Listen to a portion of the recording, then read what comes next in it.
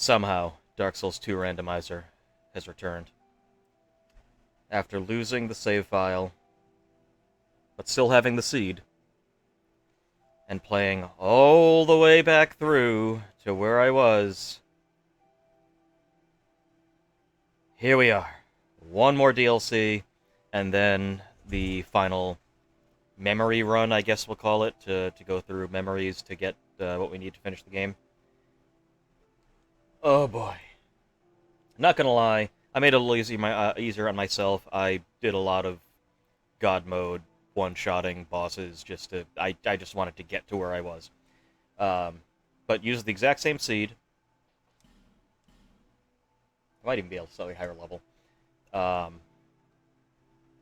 Although, if you will remember, I started with an initial seed, and then I lost... Like, for some reason, the seed kind of regenerated a different randomized run after the Forest of Fallen Giants. So this is the first time going through the seed I was ultimately using at the very beginning of the game. And so I found this shield, also in the Forest of Fallen Giants, the, the, the friggin' Aged Feather.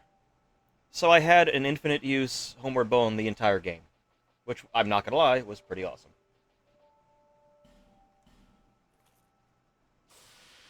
I also picked some up, because at one point I had, this was my number of human effigies for quite a while. It took me a while to actually find any additional ones. But nice, right? So I kind of refused to use any for a while. But I must have picked some up in the last when I basically finished up Dragon's Eyrie.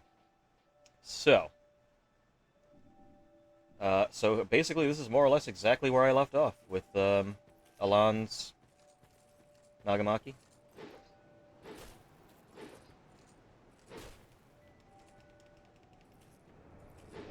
Stab myself. Yeah, if the sound is too loud, let me know. If the, well, either my voice or if the game audio needs to come down. It's, again, slightly different audio setup. I think the game audio looks good, but yeah, so you can stab yourself, get more power on your attacks. That being said, I don't think I'm actually going to use the sword, because I generally never use the sword. I also ended up getting... I have to be somewhat careful with this one. Another one of the early things that I missed because the randomizer had reset early on was the Ancient Dragon. Not the Ancient Dragon, the... I can't remember which... basically, the big dragon outside of... or inside Duke's Freya, that boss room. I went through the memory, but I never got its soul because of the randomizer. This is the weapon you get from its soul. It's pretty cool, and if you ever enjoyed Inuyasha, you basically get a wind scar. Literally, it's Inuyasha's sword. Anyway, I can't remember what the name of his sword was. I'm trying to see if there's anything else, any other really weird weapons that I wanted to show off. Not really, because most of it is just stuff I already had in the previous run. But yeah, randomly found big-ass great shield early on. I will want to make this magic. I may as well do that now before I go into... But no, I'm not going to use this either. I'm actually going to be very boring and use the weapon I usually like to use if I'm not doing a weird dark build.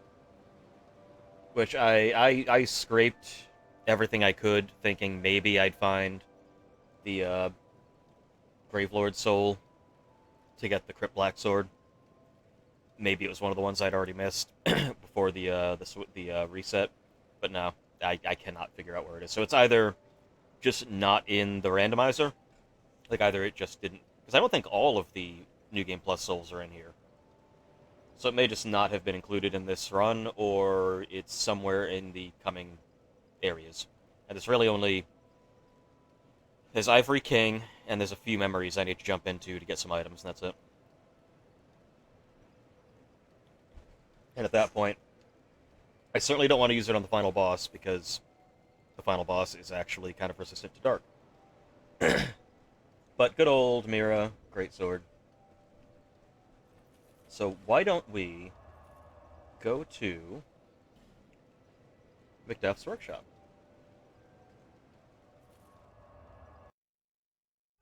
Specifically because I want to. That was a weird voice crack. Specifically because I want to make sure I get this shield tempered to magic. Not this shield, but Raim's shield.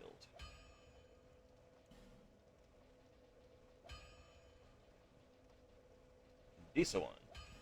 We want I don't have a magic. Do you sell the magic stone? You don't. I swear I had done that last time, meaning it's somewhere. Right. Well, would...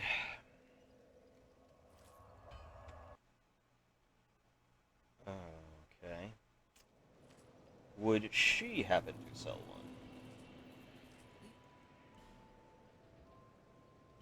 one? She... Yes, she would indeed. Thank you.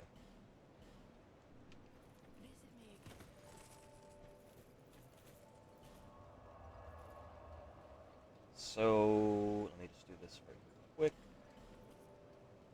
This is going to make some things much easier later. At least I'm fairly sure...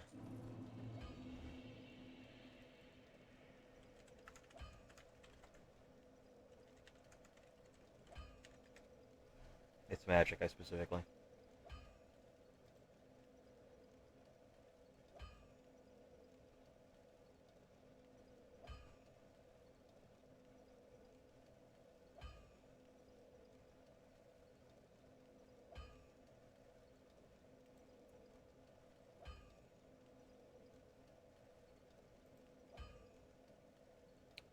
Uh...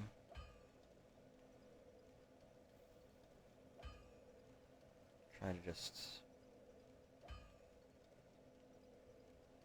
Oh, it's fire damage.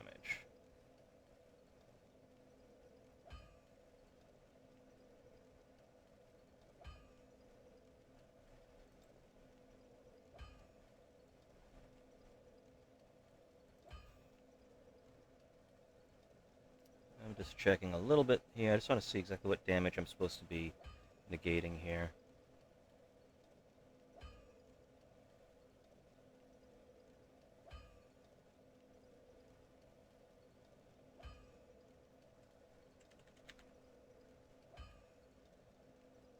Oh, it's dark infusion. Okay. Dark infusion. That's what I thought. For some reason, I wasn't sure if it was magic. Dark I can already do, so yeah. This is just one of those things where if I really just want to make some a specific fight later on very easy on myself. So I didn't even need that. Look at that. Dark. Because anything you infuse... Like, Rebel Great Shield on its own does have pretty much very, very good resistances. 70 to physical, which isn't great for a Great Shield, but 90 magic, 90 fire, 90 to almost everything except dark, which is 85. But if you infuse it with any element, it goes up to 100% for that element. So now this basically tells dark damage to go fuck itself. So, if you remember last time, that was so long ago. God damn it. We had seen a couple of the kings, or technically we've only ever actually seen, I guess technically none of them. Because, well, we've seen Vendrick. We saw Vendrick hollowed out. We learned all of the things he did to make sure that Nishandra would never get to the kiln of the First Flame. I mean, you think about just how many steps there were. So how do you get to the kiln of the First Flame? Well, you need something that doesn't exist anymore. So you need some way to go to the past to get it to actually get the kiln to open up for you. Okay, how would you do that? Well, you'd need to get the ability to travel through memories from the Ancient Dragon. How would you get to the Ancient Dragon? Well, he's being guarded by a whole ton of disciples, and even just to get to them, you would first have to get through Aldia's Keep. How do you get to Aldia's Keep? Well, to get to Aldia's Keep, first you need to get the King's Ring, because the King's Ring is how you open the door to get even into Aldia's Keep in the first place. How do you get to Aldia's Keep? How do you get the ring? On his body. Where's his body? Being guarded by Velstadt, one of the most, mighty and dangerous knights he's ever had. Um, and to do that, you have to go through so many. You have to go through so many parts of the castle just to get to there. There's the Mirror Knight that's guarding it. You have to get through all of the Milfinitos. Is this the one? No. This one. I think. All of Nito's people.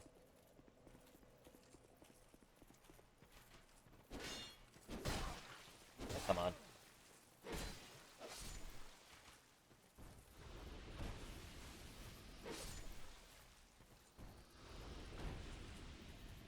And through a friggin' swamp that is also guarded. Like, there were just so many things where, however long he's been just sitting there as a hollow, guarding his own body, or I guess his belongings.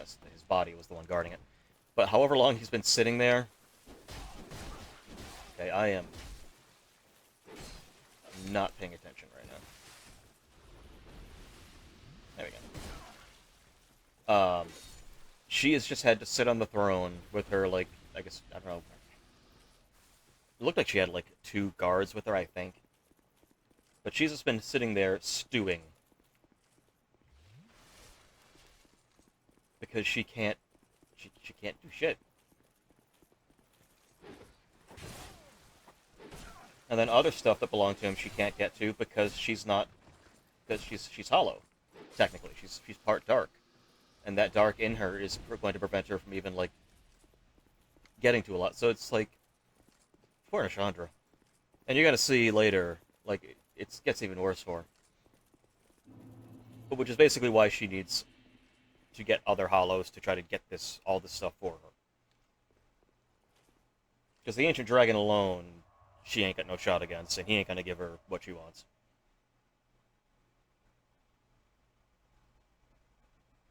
So we went to the Sunken Kings area. Basically, each king had a queen that was a shard of Manus, the furtive pygmy that found the Dark Soul, and each of them was basically trying to undermine their king. Um, Possibly because each wanted to make sure that they would have access to the kiln and make sure the kiln was not lit. That's my assumption. Um, the Sunken Queen basically succeeded in undoing her kingdom when basically awakening the dragon that wanted vengeance. And each of them is an extreme of a negative human emotion, in a sense. Nashandra is want. She is just straight up greed, want, desire, avarice. The Sunken King got wrath, and so his undoing ended up being the vengeance of the dragon that she teamed up with. That they basically stabbed and infected with poison, and it festered in him and blew up and, killed the kingdom. The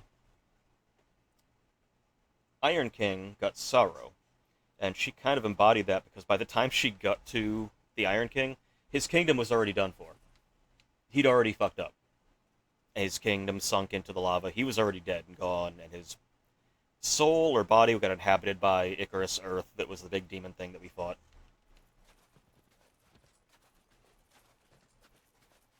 So she didn't even get to undo her kingdom, which is why she just kind of like fragmented, and then ultimately found Raim, who had been kicked out of Drang Lake, and he kind of served her, or what fragments of her there were left. So here we have the Ivory King.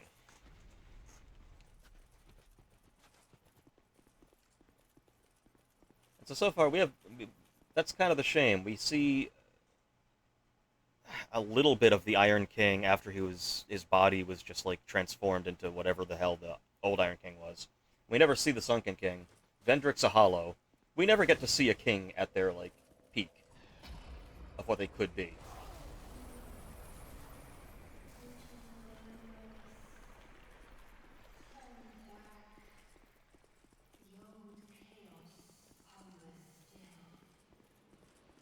That right there is a red flag. The old Chaos, which I know I've talked about in.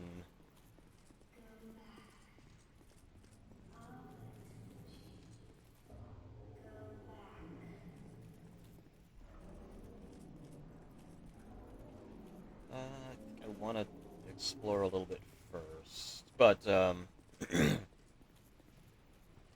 yeah, the Chaos being when the old Witch of Izalith in ancient times tried to basically create a new first flame. I talked about it when we talked about the Lost Sinner, and ended up perverting the soul of life and creating chaos, which is demons, aberrations, um, which we haven't. I think we've seen hints of chaos here and there, but never really what it's been really up to lately.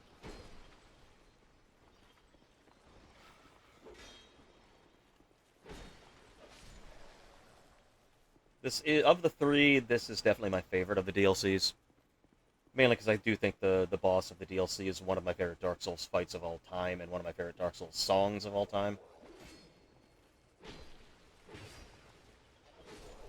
Sin was a great fight. Fume Knight is up there as well as one of my like top three fights in the series. It may actually be this um, Fume Knight, and it might be I mean definitely Soul of Cinder from Dark Souls 3 might be the best they've ever done. I'll shit on Dark Souls 3 a lot for like little design choices, but I will say it has some of the best boss fights. The dragon armor is amazing. Um, the Soul of Cinder, one of the best. 48 magic arrows. Okay. Hi. Hi. Hi, friend.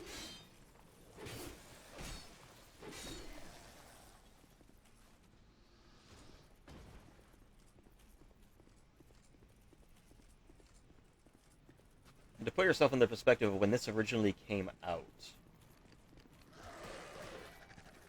um,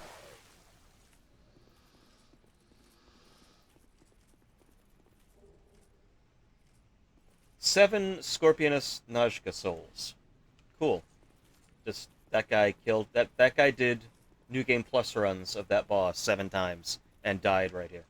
Because when Dark Souls 2 originally came out, the DLCs came out, every few I can't remember if it was every few months. I can't remember exactly what the time frame was, but you would when you got the DLC, you would get the key item to get into that area, and you would just kind of have to like go. So this was the culmination of waiting after first DLC really good, second DLC really good. So there's always this kind of like giddy anticipation of going into these new zones, like just completely new zones, similar to Dark Souls 1 probably. I'm sorry, what? What did I just get? Is that the black? Was that just a Black Knight Greatsword? Or I thought it said maybe that was just a Black Knight Greatsword. But I thought I already had that. Hmm.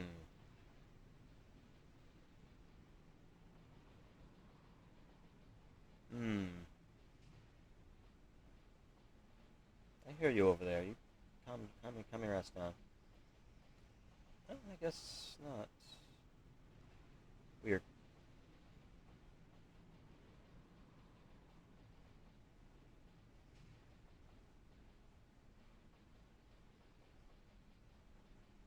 Yeah, I think maybe it's been the Black Knight.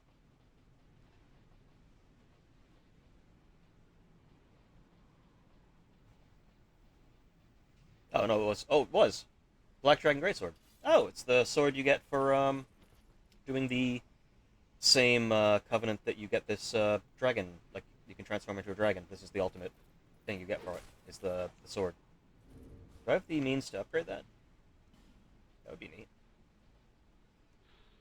In legend, this oddly shaped longsword is said to have been forged from the Black Dragon's tail. As it is told, the Black Dragon lost its tail to a brave warrior in a magnificent battle, and the tail was later used to forge several legendary weapons. That could be referring to Calamite from Dark Souls 1, I did a randomized run of Dark Souls 1 on my own once, where the sword you get from the tail cut of Calamite, I ended up actually getting in Firelink Shrine. So I was basically two-shotting bosses for the first part of that game. Because the thing about dragon weapons in that game was they did not have any scaling whatsoever. They just did a lot of raw damage. But, they wouldn't scale with any of your stats. So, but it doesn't matter that early in the game if you have one that does that much freaking damage.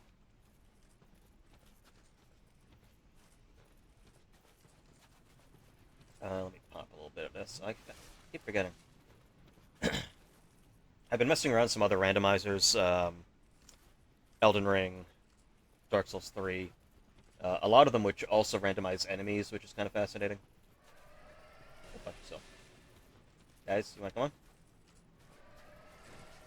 There you go. So, I've been playing a lot of those. To see if this, if they'd be worth doing a full stream of.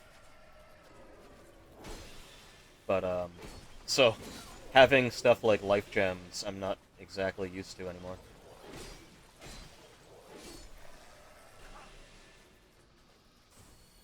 It is unfortunately one of those things that's not super common in other Souls games. But Demon Souls kind of had, like, healing items like that. Go fuck yourself.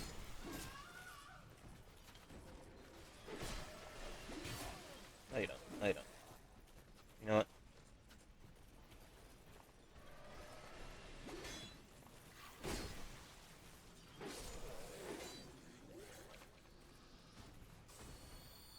What was I saying?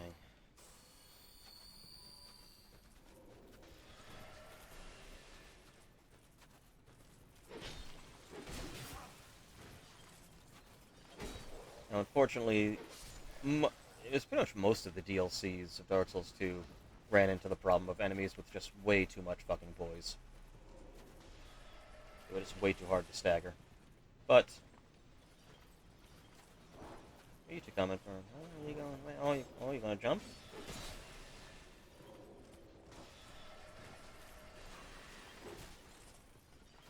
How much damage this even does anymore?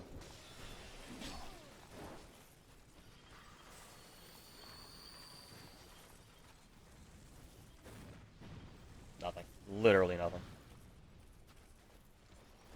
Yet that staggers him.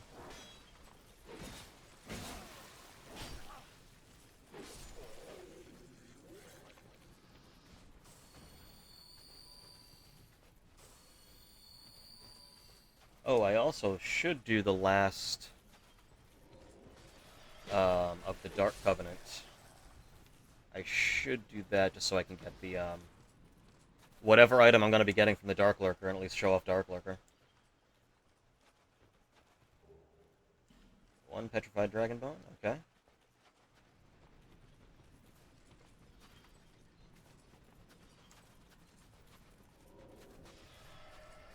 There's a lot of little nooks and crannies where items might be, which is why I kind of want to do my due diligence here. And I think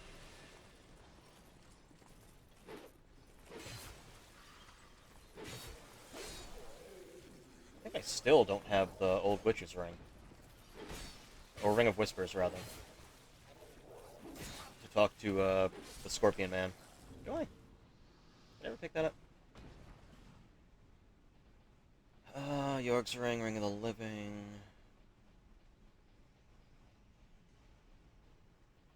Ring of Binding. Does not look like it. No idea where... When I finish this fully, I will have to check and see exactly where some of the stuff was. So, for right now, what we're basically looking for, and one of the reasons why I did not go through that fog door earlier is because if I tried to fight that boss, it would be invisible.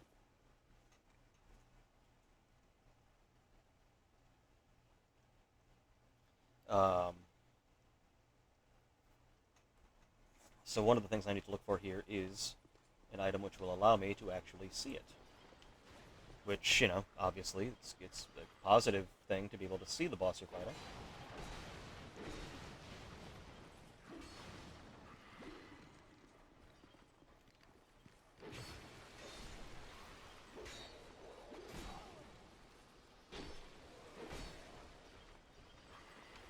Oh, that was stupid of me. That was really dumb.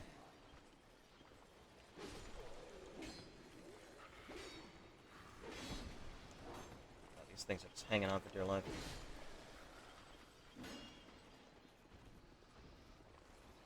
We're doing a little ragdoll. That's fine.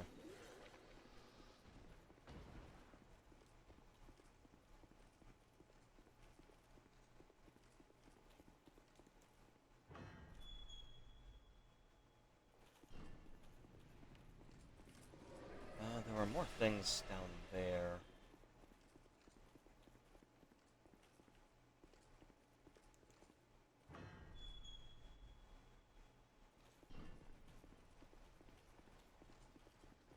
A lot of twists and turns that I kind of want to...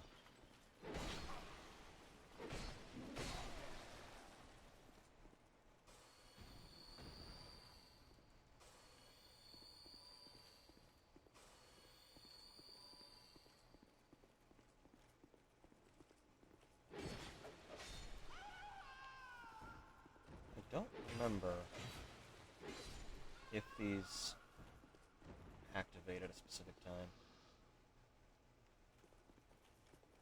Or if I'm just being a jackass and just killing them for no reason.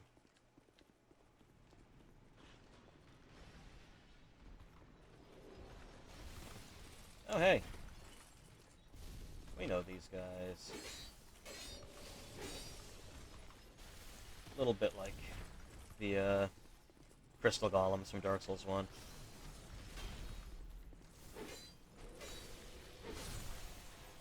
Okay. Do I have... I do.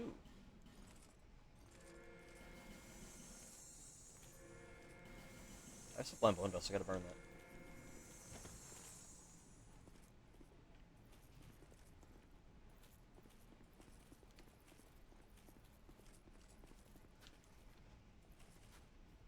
Ring ahead, huh? Well, I almost guarantee you it's not going to be a ring.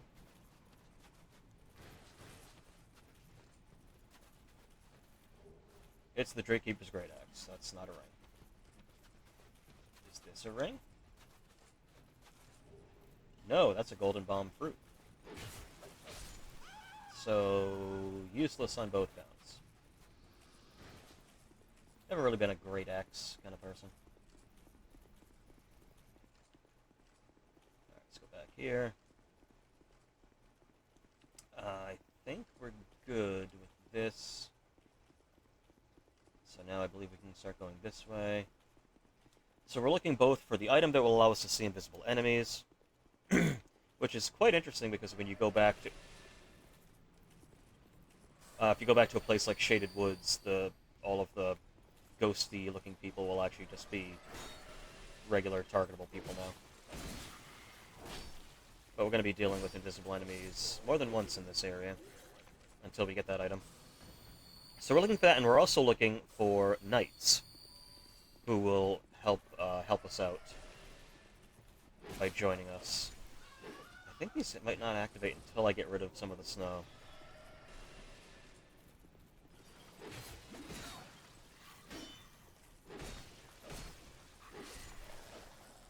Possibly. But so yeah, we're going to be looking around for knights.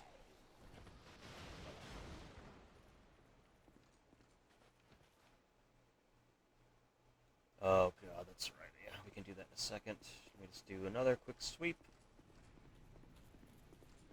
Do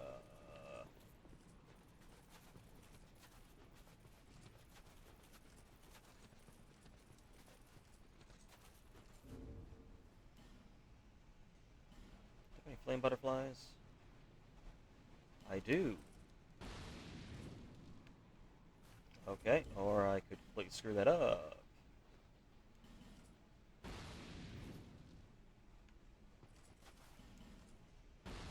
Oh, can I not do that here? I might not be able to. I'm gonna have to take out the... I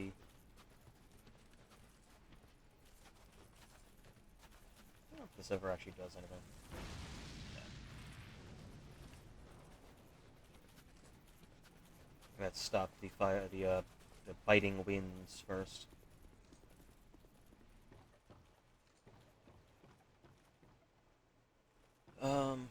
want... Oh, no, I do.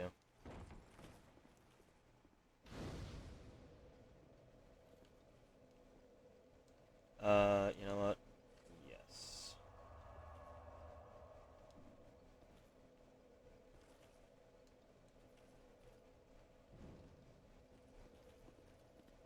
I want to see if it just goes out immediately when I... Yeah.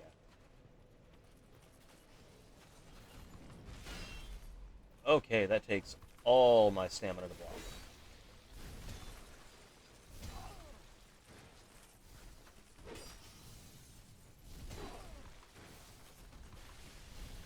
Woo-hoo-hoo.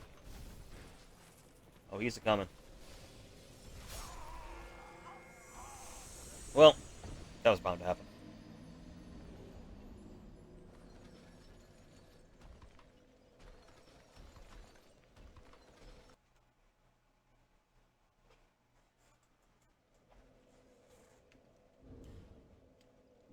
Um...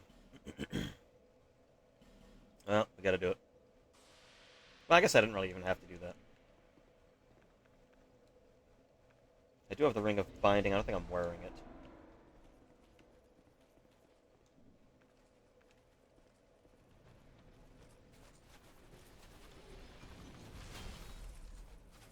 Yeah, we're not gonna...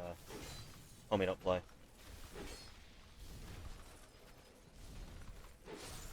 How did that not hit me? There's... Okay, I cheated death on... Oh, not death, but I cheated a hit on that one, because there's no way that shouldn't have hit me. Hitting me? Probably along with forgetting how to play Dark Souls 2, I forgot how to speak. There we go. So.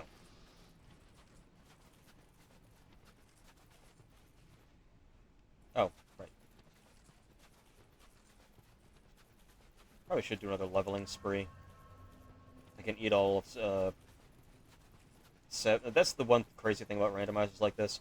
They'll find, like, 7 of a boss's soul on a single body. So you'll go through, like, a lot of random power leveling. Yeah, hold on.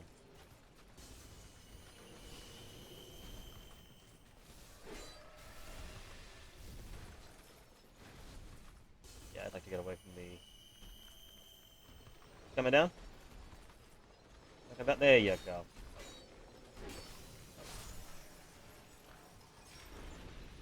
Or random enemies that just drop souls so you can farm. It's one of the many weird eccentricities of these things. Soul of Proud Knight. Probably a lot that I could... get rid of the guy shooting first. Always get rid of the shooty man. Unfortunately, I don't think I can bet... Oh, I can. That way they were one of the random enemies that you can't backstab. Which does happen a fair amount.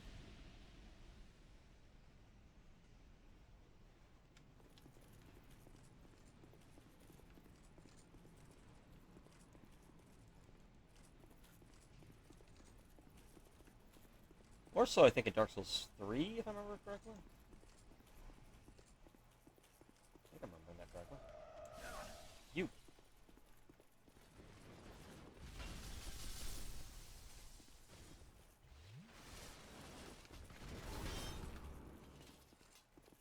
There we go.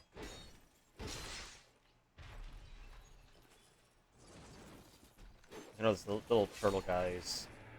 I call them turtles. They're like, these little hermits that have, like, turtle things on the back. I think you can't backstab them. Oh, there's that little asshole. Tights of Judgment.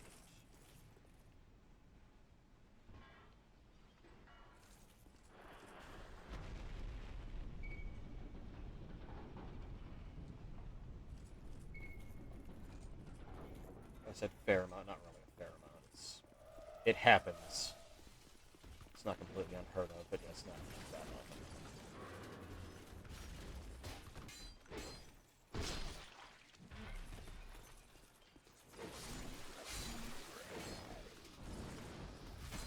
Oh, no. Oh, it's Kukulane's spear. Not playing Soleil's. What the heck is the name of this spear? The one that if you stab someone, it like has roots jut out from all parts of their body. Gaybolg? Guybolg? I think that's the one. Cuchulainn, I think is... I can't... I don't know the specific pronunciations of all these things. I just know the basic myths. Oh, hi!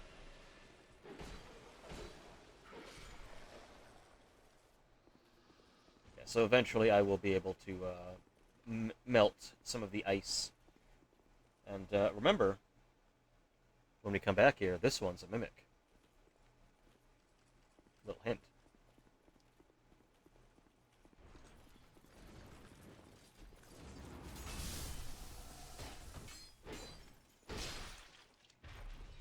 Why is everyone stabbing me in the back? Because it's easy. And it does a lot of damage.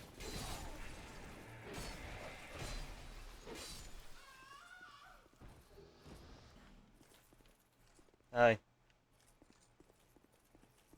Believe we're getting close to an area where we're going to have to start dealing with invisible enemies. So yeah, we're going to have to start being a little careful. You can still hit them, by the by. You just can't target them, and you can't see. Well, obviously you can't see them.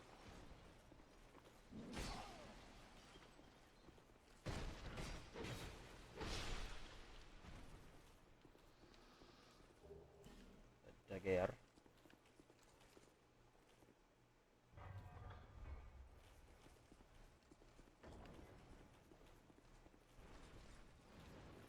Oh, that guy threw.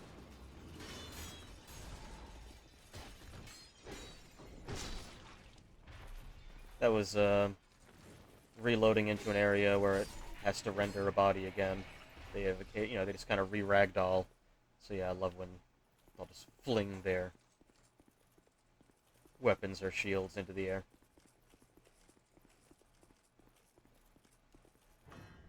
Very entertaining. Oh, hi, dogs. Am I interrupting something?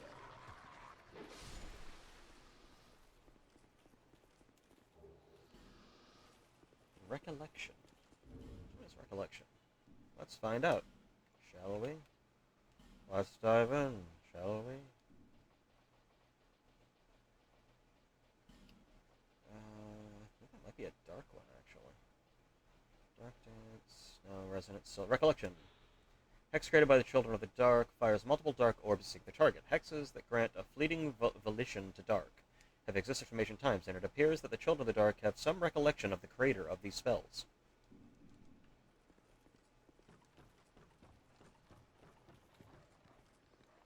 It could be a reference to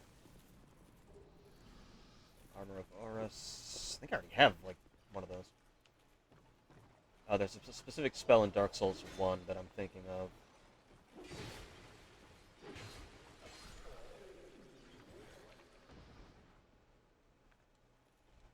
Let's see if I can find this.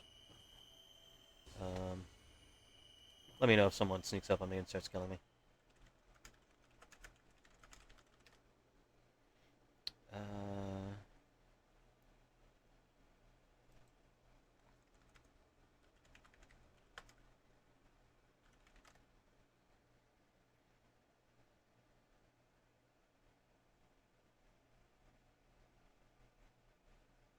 Dark Souls 1.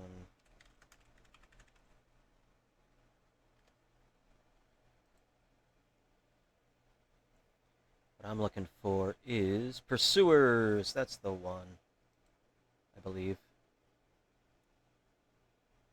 Sorcery of Manus, Father of the Abyss. Yes, that's what I'm looking for.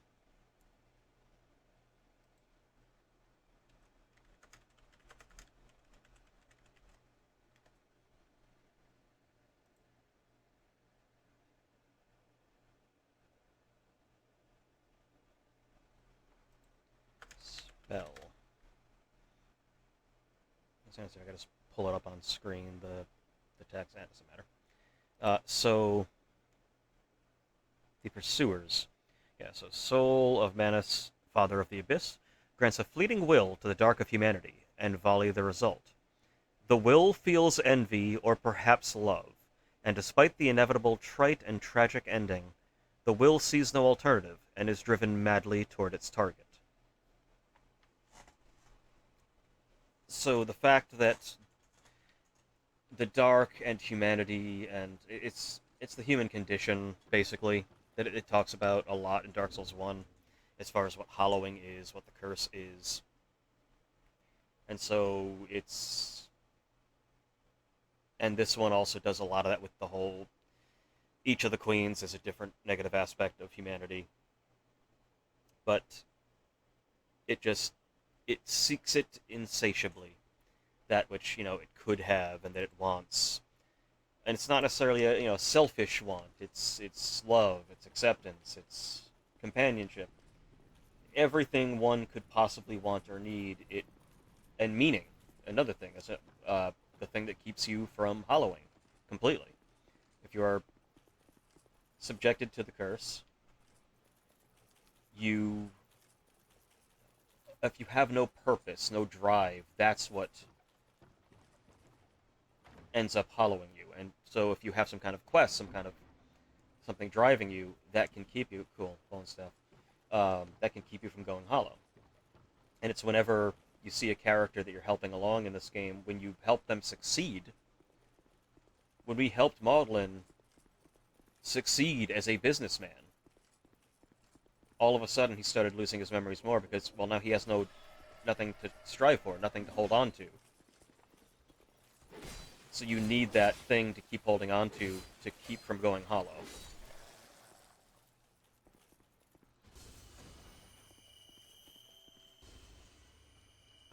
And so that's why I think, yeah, that is kind of a little bit of the idea of giving a will to the dark, which just seeks out a target. Because that's all it can really do. All it can really do.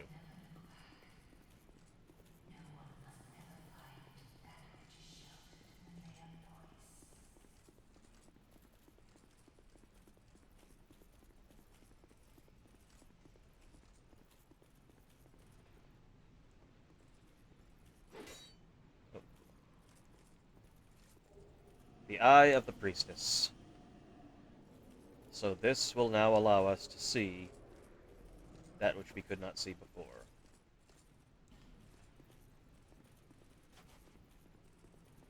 Now, if I had ignored that, or if I had come in through a different path, if I hadn't come in through that specific path, I would have had to start dealing with these assholes who are actually invisible. If you don't have the eye. So you'd be like, what the hell? I seem to recall back when this DLC first came out in the original Dark Souls 2. Wow, really? People were complaining about this bullshit DLC because there's invisible enemies.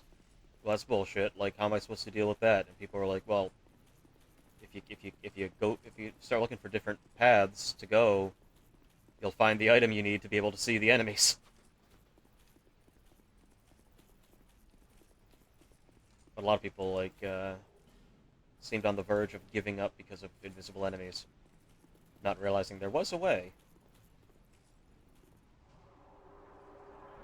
And that, in a sense, is how I've also heard that people said it's kind of a shame that we don't have actual hollowing, because you go hollow and you just lose maximum HP. You can't summon other players, things like that. But there really is no actually going hollow in the game. To which the obvious reply is, well, yes, there is. You go hollow if you give up and you stop playing the game. That's what going hollow is.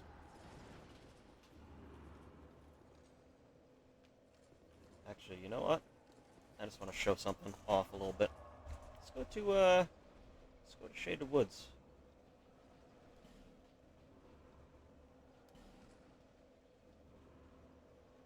Unless they change this in Scholar.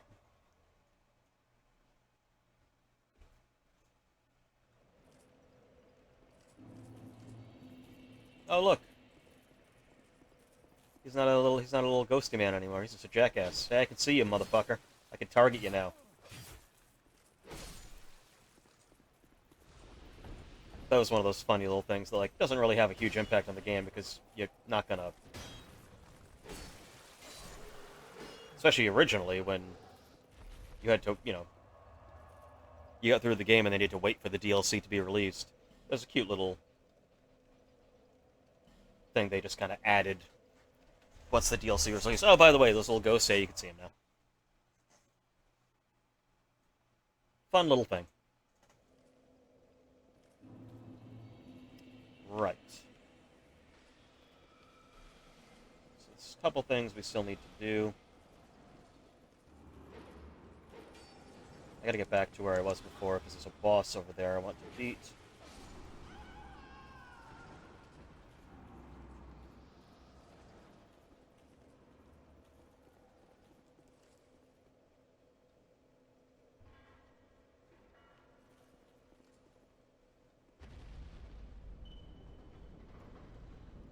And no, I will probably not be doing the not the DLC, the PvP area. Both because it's not like I'm actually online or anything like that, but also because I really just don't want to have to do that fucking DLC area. It is a pain in the ass. Although it was very fun at the time, when there was a lot of PvP going on in there. You've got a whole bunch of weird horse things running around. And it was, I would almost describe it kind of like that snow area of Final Fantasy VII. Oh, Jesus. Can you please? We have to, like, you can barely see. You have to try to find your way around. So you're doing that while enemies are attacking you, while you're getting invaded. And specifically,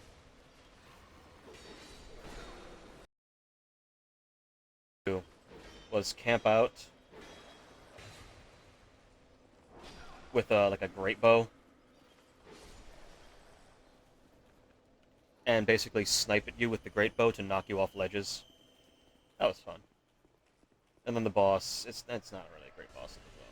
Similar to the PvP zone of Iron Crown DLC, the boss is just another smelter demon, which is harder but in a dumb way. Because all it is, it's always on fire, so you can't really get close to it. The boss is just... We'll be facing a boss that it just reuses for the PvP zone. It's not really that big a deal. And I don't really think... As it is, I can finish the game now, so I'm not overly, really worried about what items I'm going to get from that. Yeah.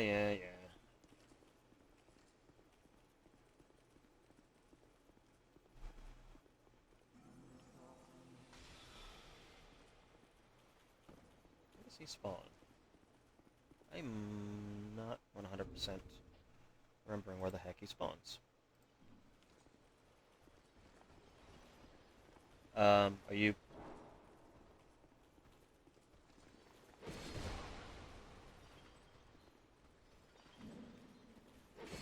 Damn it.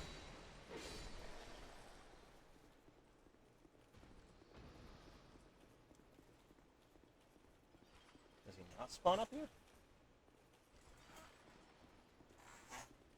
He doesn't.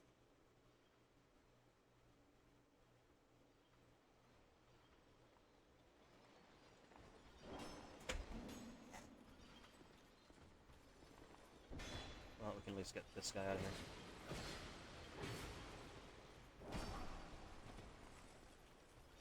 There we go.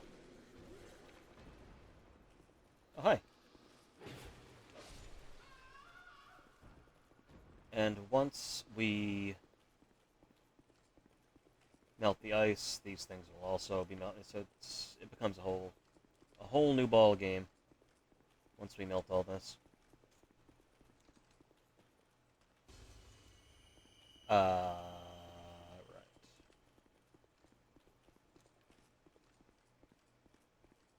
Oh, wait a second.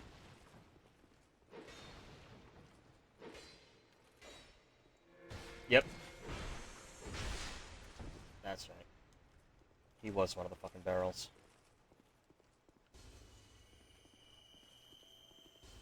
That was one of the things they also did in the DLCs, NPC invaders. Would be a little tricksy every once in a while. That's cool how he just ignored that hit.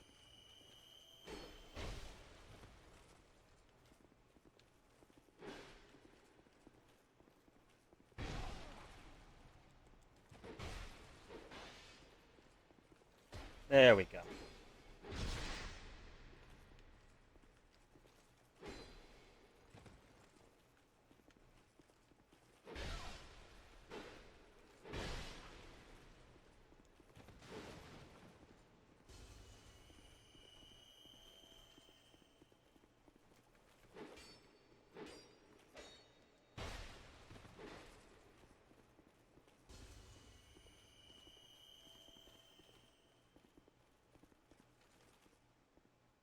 He's basically doing a lot of those things that PvP people will do. Try to bait you into a backstab and then counter you or parry you. Alright, now we can continue on our merry way without having to deal with that. Anyway. Old dead... Hold.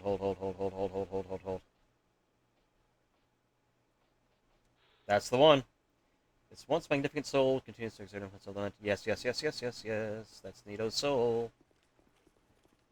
I can get the thing I wanted, even though I'm not going to use it, really.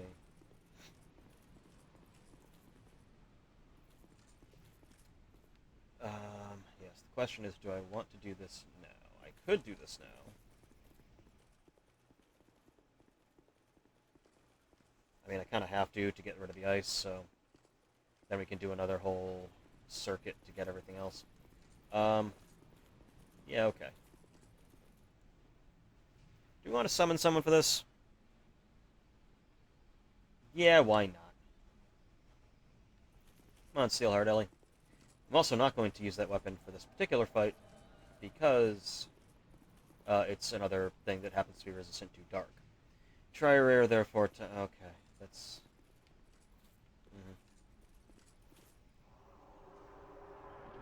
So this boss would be invisible if you did not actually use... if you didn't get the eye. There he is.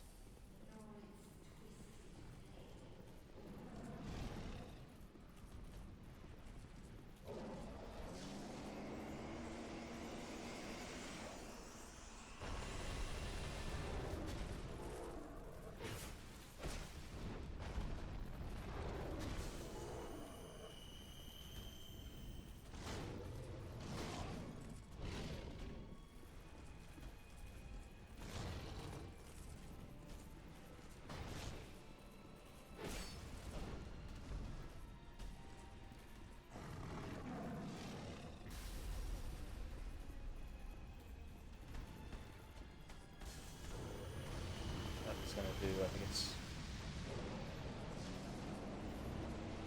Now this is something I might... Oh, never mind.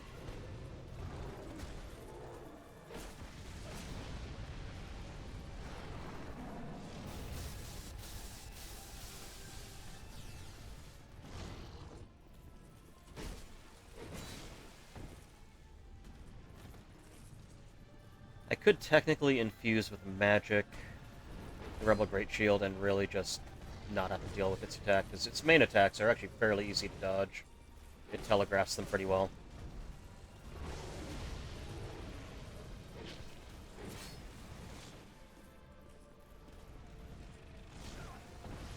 That was just my fault.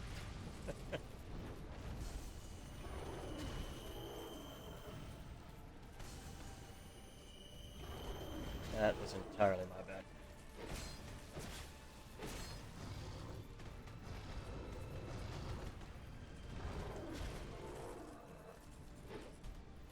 The magic thing is really its only trick.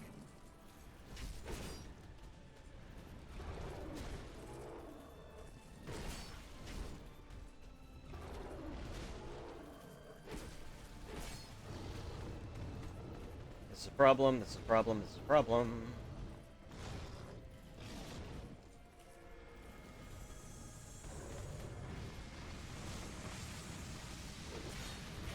Good job, Steelheart. That's great timing on that spell.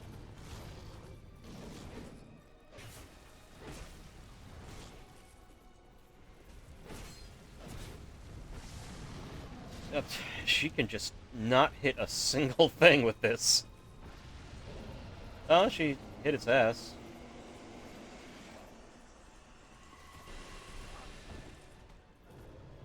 With one fireball. Or with a combustion, I think it was.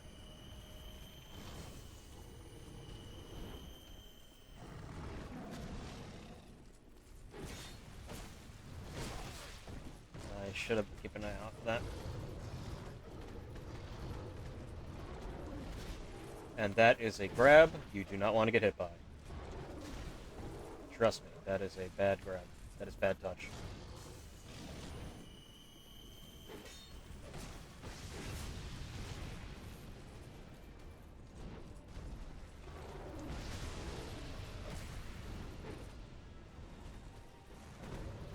A lot of these bosses really aren't that bad. The patterns aren't even that difficult to follow.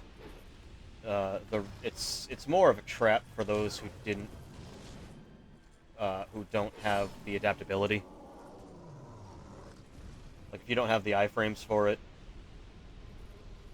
which is why any Dark Souls 2 run, one of my first goals is just get my dodge rolling to, what am I at right now? Really work, yeah, adaptability 30. You could throw a little attunement in there as well. Like right now, my agility is 106. I want to say it was something like 104 was the where you start getting diminishing returns. But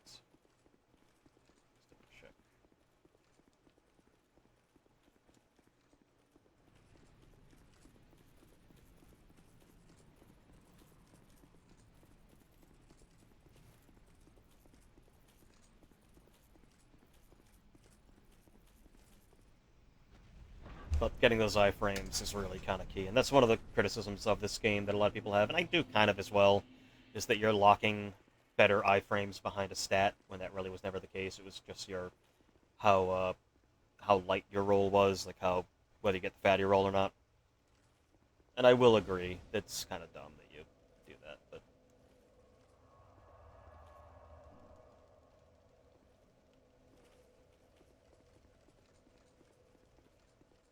because you'd have a lot more ability to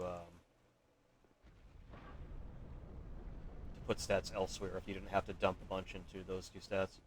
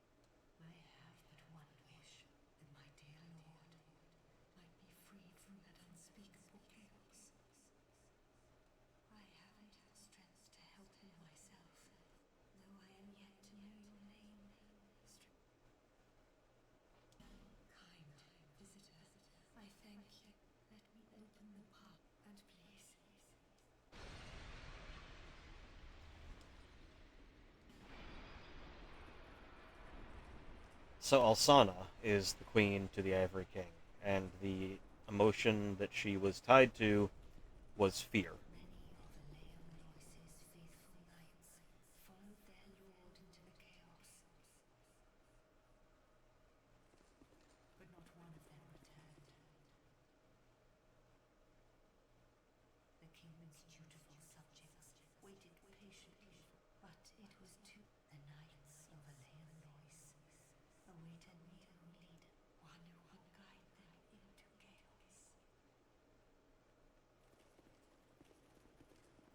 So yeah, she represents fear. So while all the queens were trying to basically undermine the kings and undo everything, and the problem with her was she is in this. I'm actually going to go over here. We're going to go to Horn Effects.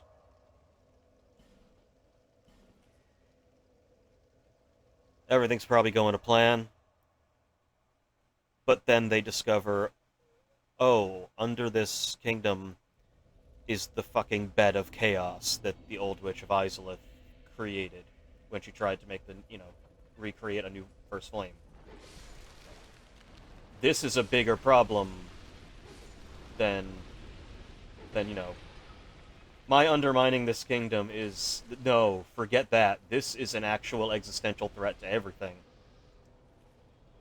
We may want an Age of Dark, but it's going to be real hard if chaos breaks out. So she ended up actually really bonding with the king, and the two of them really were working together to try and again keep chaos at bay.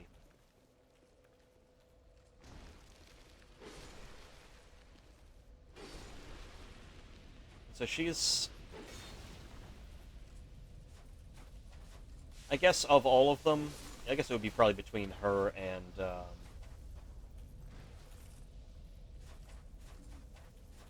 Sorrowful Queen. Had the most potential to actually, like, want is a kind of a difficult emotion to put a positive spin on. I guess ambition, but let me go grab what the Wizard Man dropped. Trait Keeper Boots, yeah, sure. But fear, it's negative, and sorrow is negative, but it's also understandable. I do, as a matter of fact. Are you not the one who does that one? Oh, do I actually have to? Because I didn't do that in this playthrough. I have to beat Rotten on New Game Plus, don't I? I'll do that off screen. It's fine.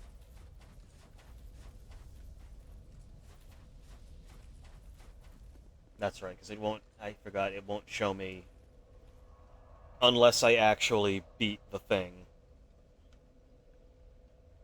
That has that particular soul. I'm not gonna.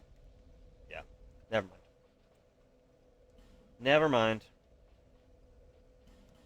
Well, we can basically now. Actually, I probably should go to the front, shouldn't I?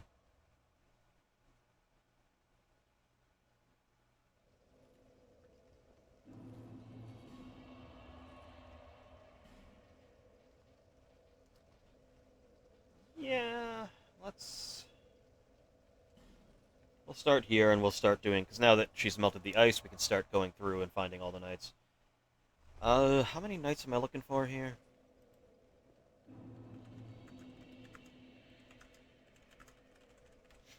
Is it 4 or 3?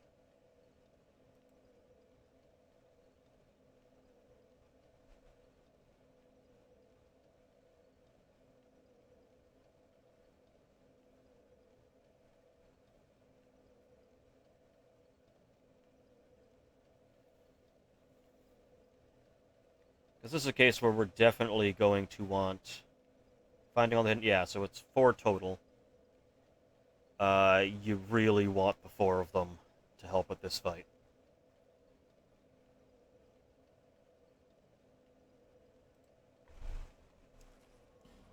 We actually want to go to Outer Wall.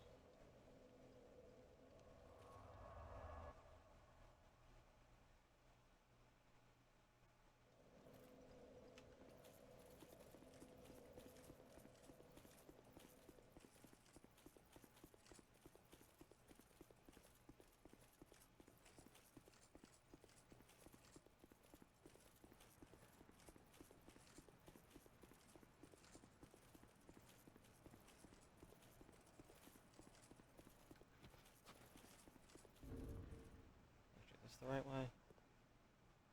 You know what? We'll figure it out. I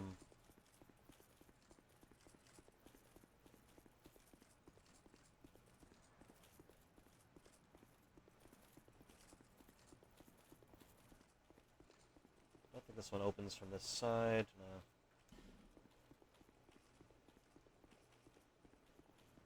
Yeah, not the one we want. We want to go the other way.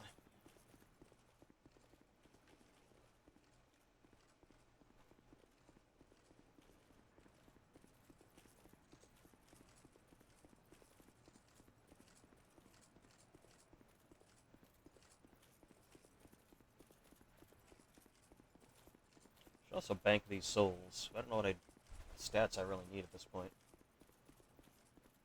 I mean, health is always useful. Can't go wrong with health. But now I'll about to be able to use a torch, which is another good thing.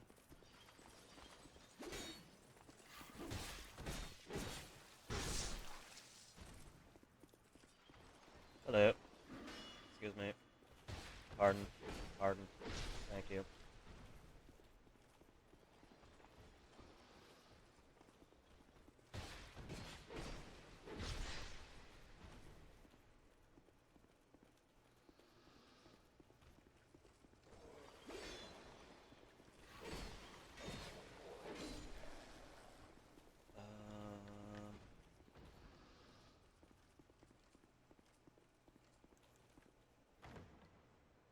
It's basically getting the ice out of the way opens a whole bunch of new paths. Helm of Aura. I think I have so many of that set right now.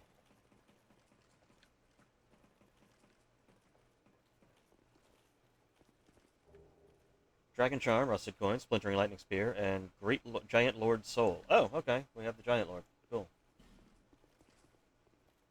We haven't even fought the Giant Lord yet. But we will.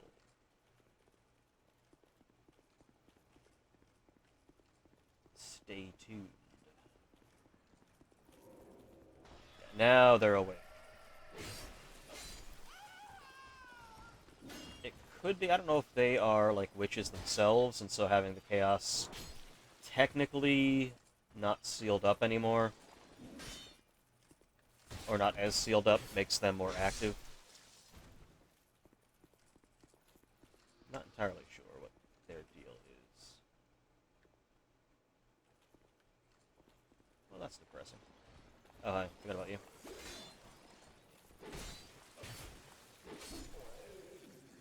It's also a lot easier to see the general layout here, which I do find...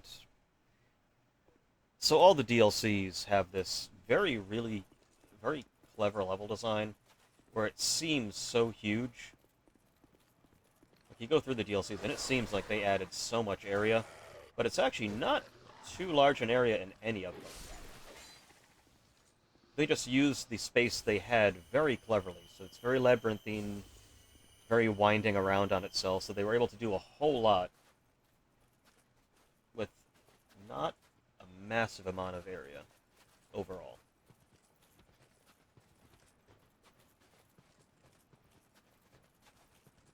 Hi. Hi.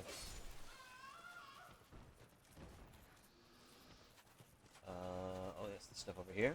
What do we got? Magic Stone? Well, I would have paid a Magic Stone anyway. Simpleton Spice and Flame Butterfly. I've got tons of Flame Butterflies, so I don't really need them, but that's fine. Hi.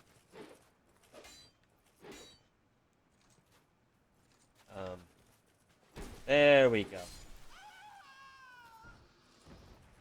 Yes, these knights.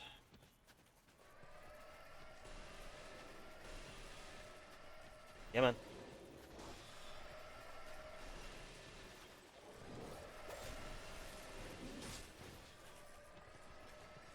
I also love rolling in the, I don't think it was really that defined, like rolling in, like, the ash in, the Iron King DLC.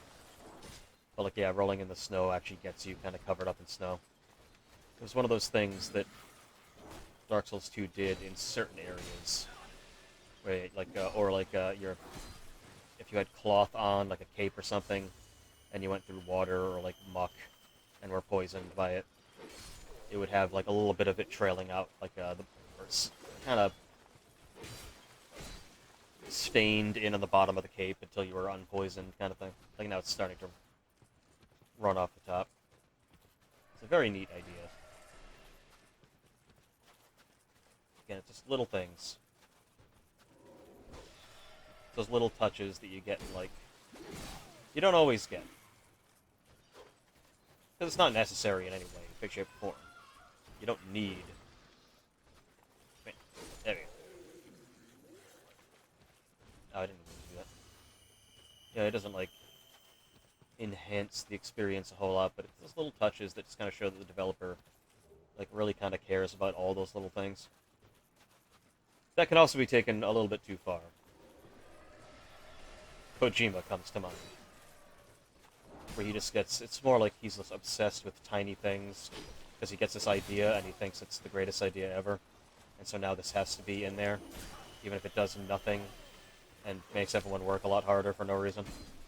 Because no, I had this cool idea while I was taking a dump, and I've decided this is the best thing ever. I want this ice cube, if you shoot this glass, to be on the table, and I need it to melt in real time, exactly as an ice cube would melt. You spend the next 4 days programming that. But no one's going to sit there and look at it. I don't care. I decided it's important.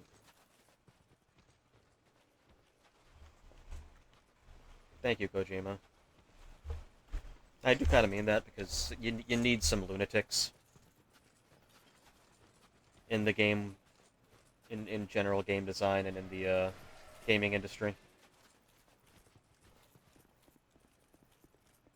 Because otherwise, some quirky games just would never be made without some certified lunatics.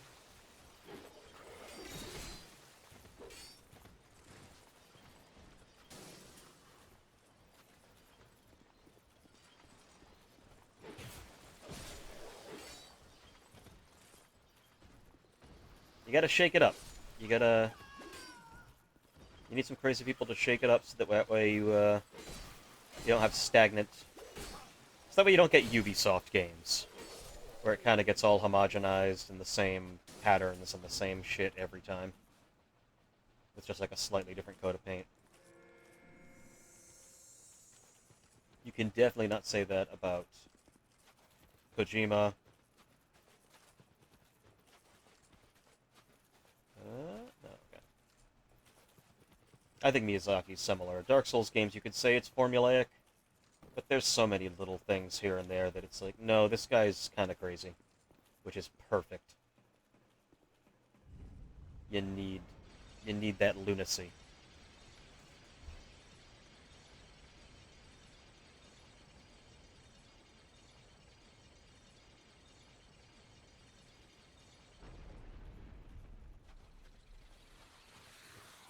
Oh, yeah, sorry, the hedgehogs. Gotta go fast, gotta go fast!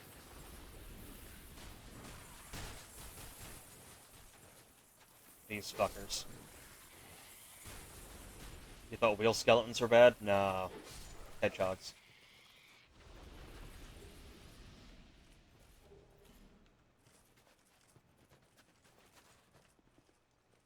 Oh, yes.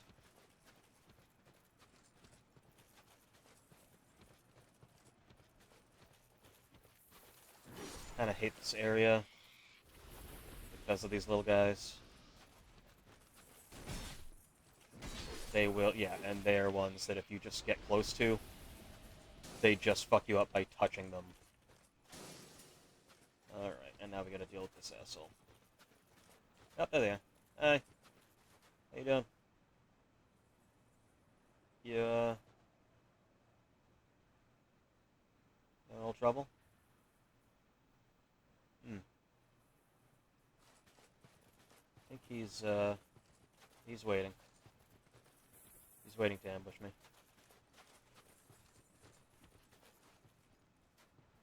Oh, there he goes. Yeah, there he goes. You missed.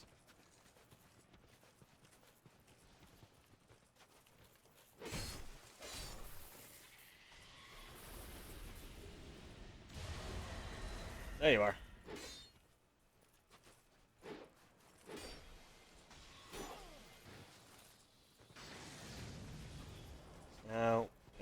he's not going to engage. He's just going to sit here. Oh no, maybe I can get him in here. Come on, come on, come on. He's the typical caster PvP person. He's just gonna let the enemies do his job for him. Oh, is he actually gonna engage?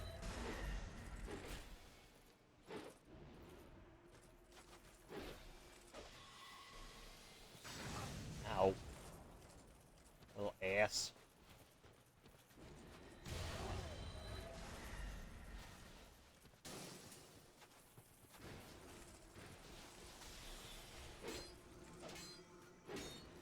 There we go. Okay.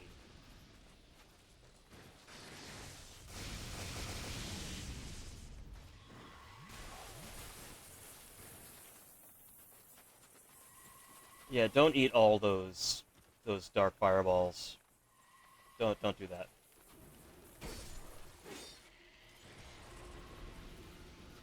Yeah, that's a no-no.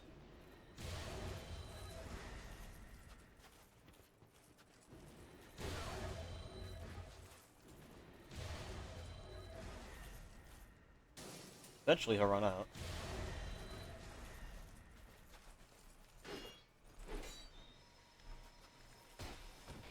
There we go.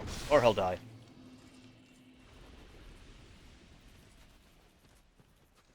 Well, the worst of this area is over. It's really just dealing with the enemies and the invader at the same time. Little prick.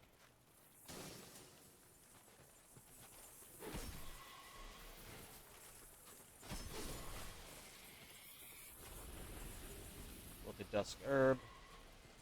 God damn it.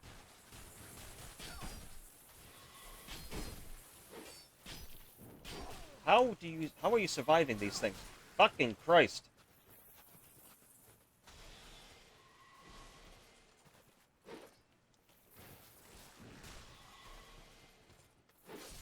Okay. Okay.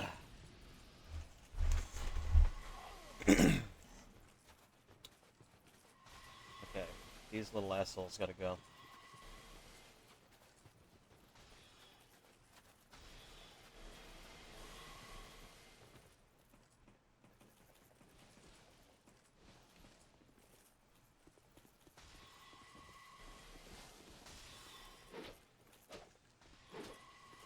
Don't care, I'll take the hit.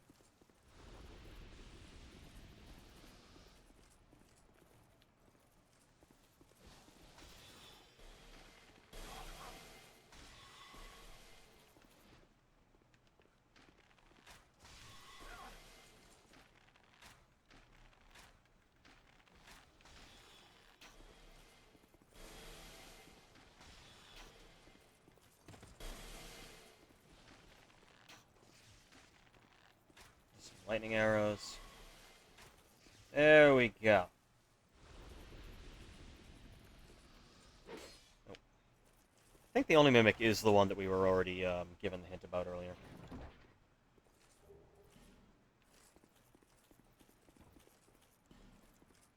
What are you talking about?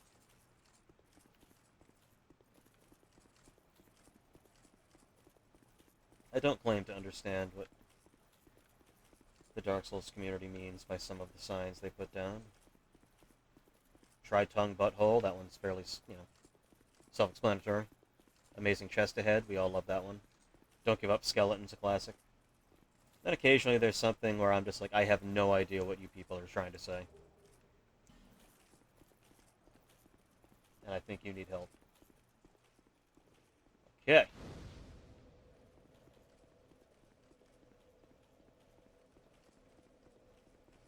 Another bonfire down. Now let's go in here. I think we can open that gate. Hell yeah.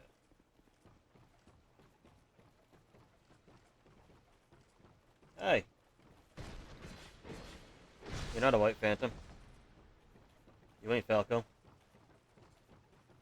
Oh, Jesus Christ.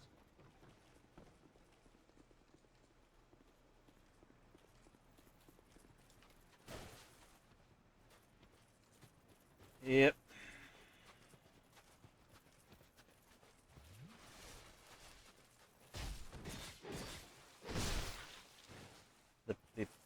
DLCs really liked to show off every kind of annoying PvPer you're going to find as a Phantom. Because, for those of you who are, playing this on your own, we don't want to make you miss out on the annoying PvP. So, a lot of Phantoms will try to abuse hazards, lead you into enemy traps, things like that. Just run away from you and keep healing. Shit like that.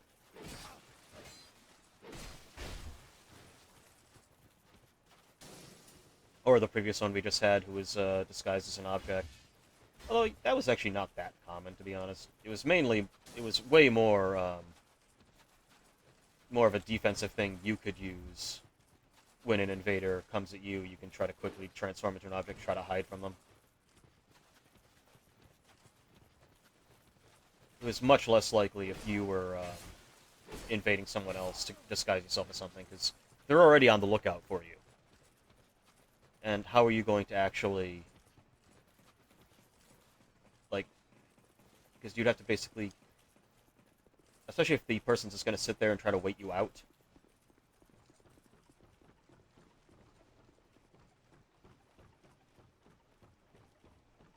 Oh, Christ. Did he come this way? No, he didn't. Okay, never mind. I thought he was going to jump down from there. Well, it doesn't really matter. But, so you would have to move toward them to go after them, and they're going to see an object moving around and know it's you, kind of thing. Yeah, he healed up. And there he is.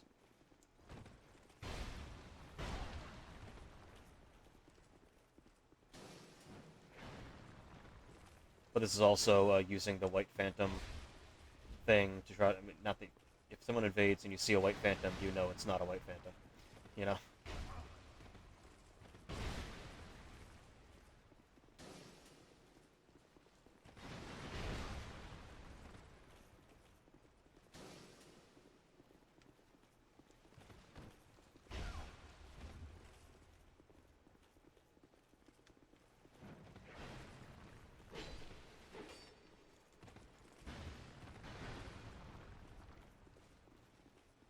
Yep.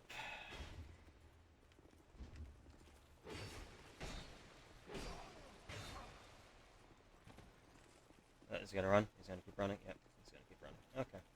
You know what? You're cool, dude.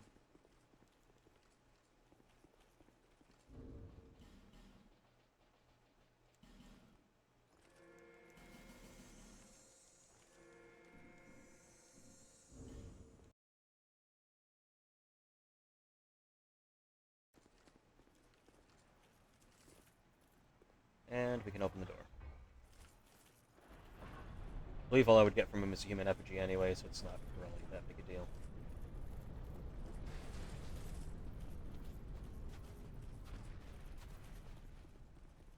Ah, yes, here we are.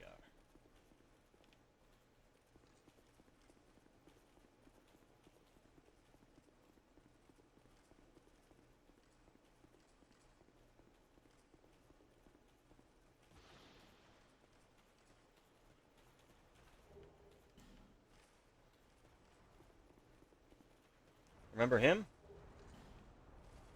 Oh, the Bride of Ash.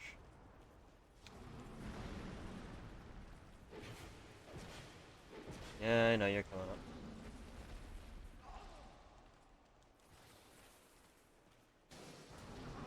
But the gluttonous demon. And yeah, if you don't kill him, he'll come in here and annoy you during this fight.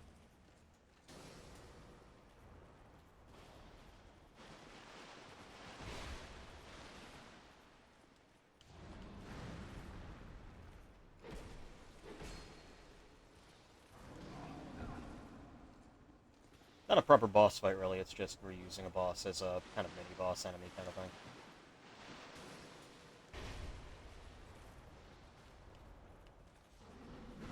I don't know if this guy has a name.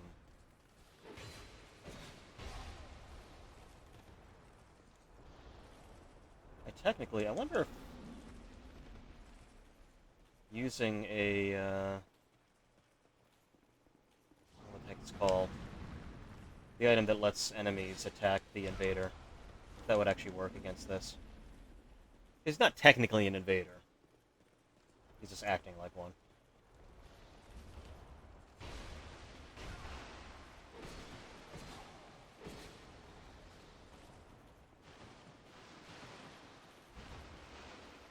That kind of also shows how nothing a boss the Gluttonous Demon was. The real threat here is an, NPC soldier man. The Gluttonous Demon is just kind of an annoyance for this fight. But I guess if you're going to use something... In fact, the Gluttonous Demon really would have been better off as just existing here. Because at least he kind of looks almost like a walrus, so you could say, oh, that's just kind of some weird-ass demon thing that the Chaos created in this snowy landscape, kind of, I don't know. Something. He's tired. He's going to have a nap.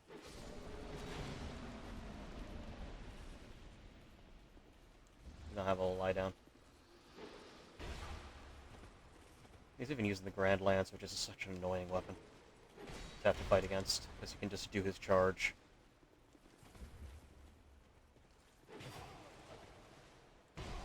Yep, like that.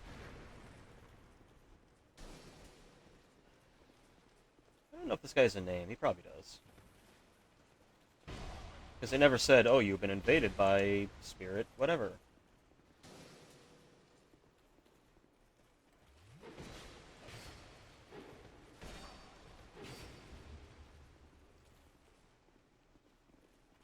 Unless when I kill him, it might say.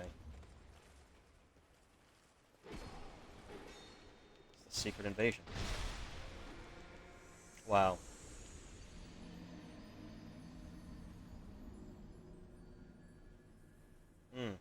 Really? Really? Fortunately, I do have a save game right here.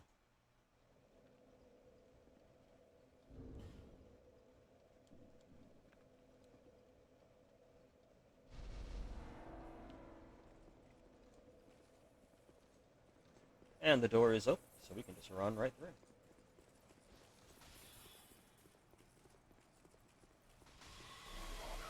Ow. Whee!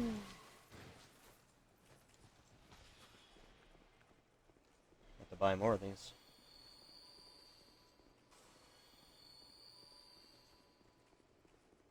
Okay. Let's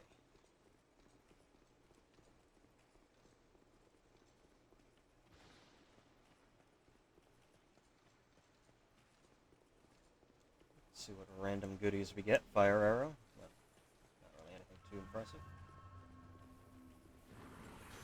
Oh, I forgot you guys are back here too. Cool. Love seeing you guys. Sonic. Okay. Time to go fast. Fragrant Branch of Yore. Not that I think I really even need the Fragrant Branch of Yore anymore.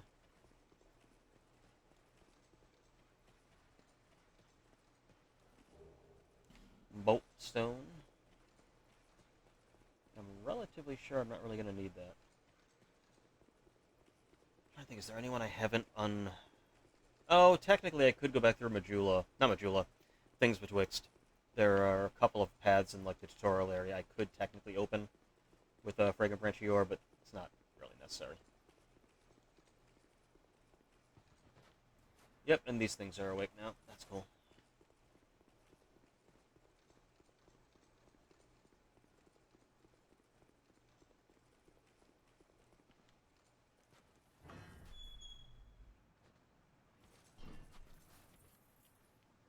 Oh yeah, that's that door. It's that dog.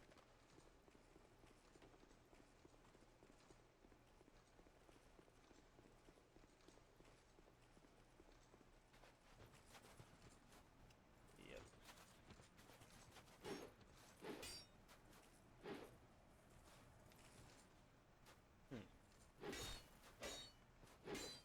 Do these not attack?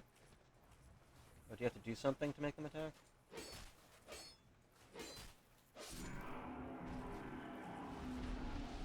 I think they won't attack unless they're powered by a soul. So he will because he's glowing. So the thing is, if you... Hey, seriously, I hit you, you should not be invincible.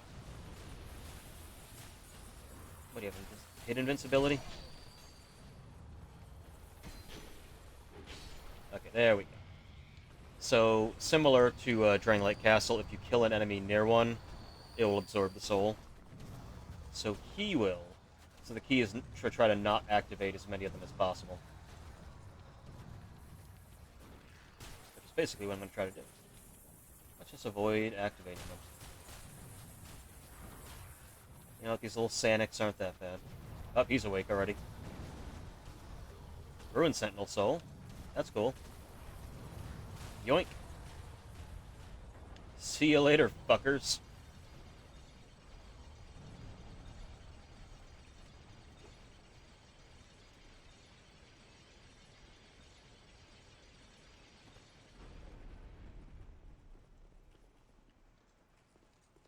Oh, hi, guys.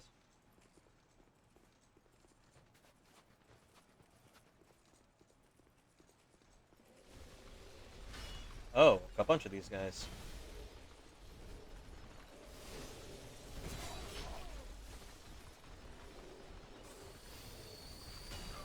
Yep.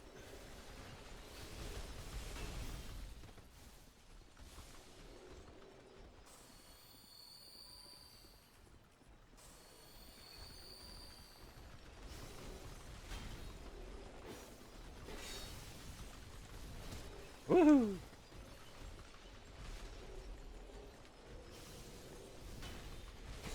God damn it.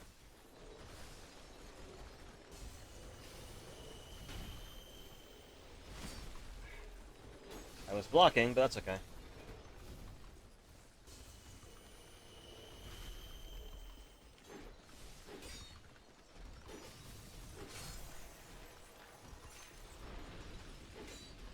There we go.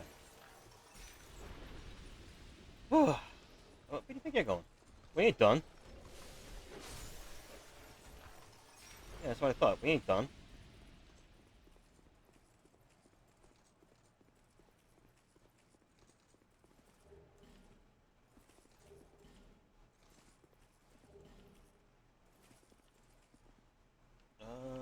Okay.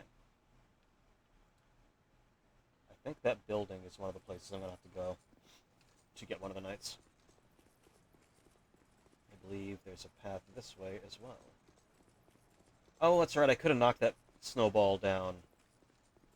Actually, how would I even... Oh, I would have had to go down... Okay, so yeah. Instead of going down the bridge, I could have gone up here first, knocked the snowball down, and cleared the bridge. Kind of a cute little thing. Very cute. A lot of cute little things going on in this game. I don't know why I said like that.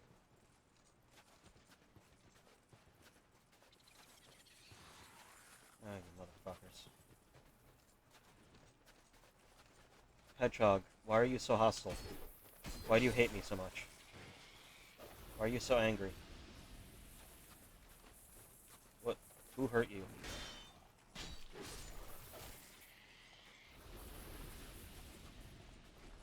Oh, Jesus Christ. Oh, buddy, oh.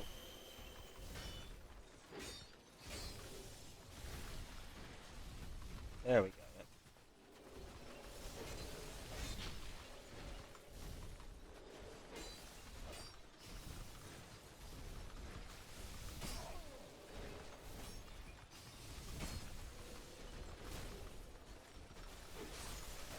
There we go.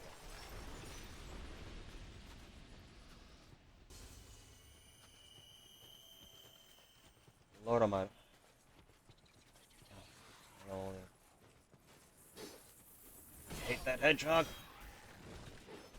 Oh, for Christ's sake.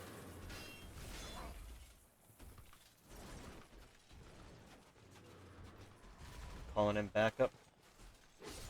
Little prick.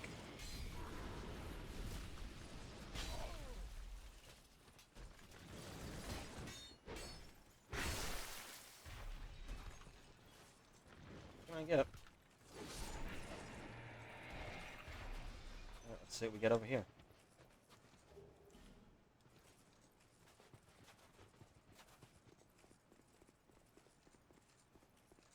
Where's my stat layout even for, like...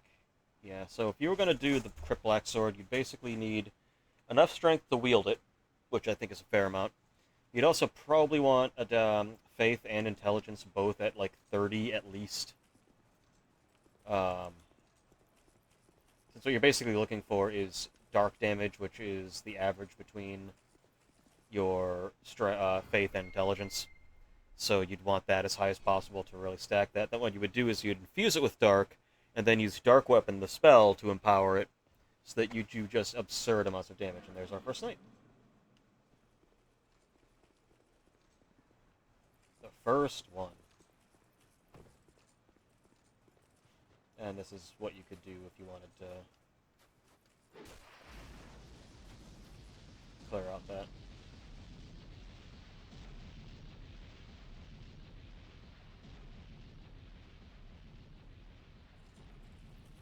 I should not have done that. Yeah, that was stupid.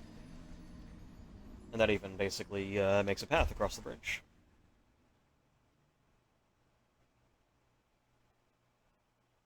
That was very silly of me. Anyway, next night.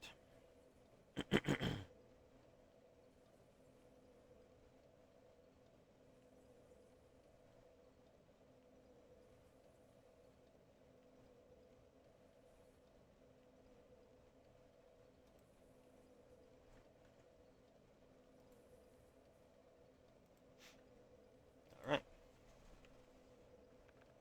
Dragon form.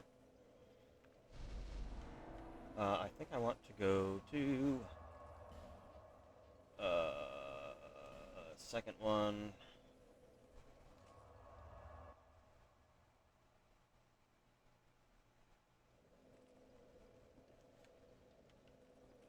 Alright, we have...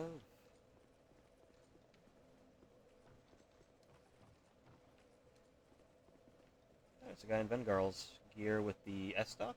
Or is it the... Might be just the rapier? It might actually be Ricard's rapier, actually.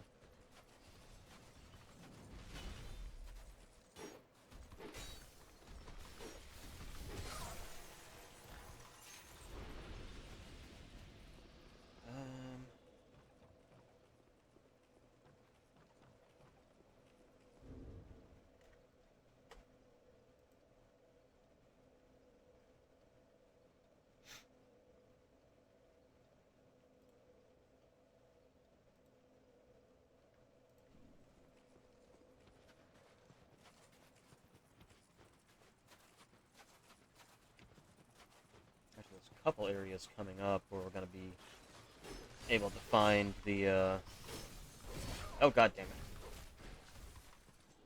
The little witches are awake.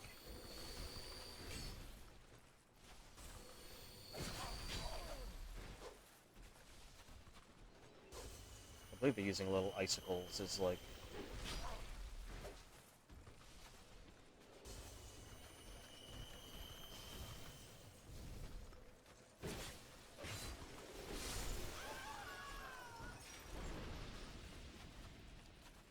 Another nice little nice little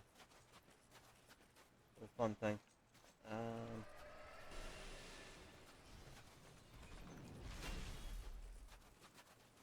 There we go.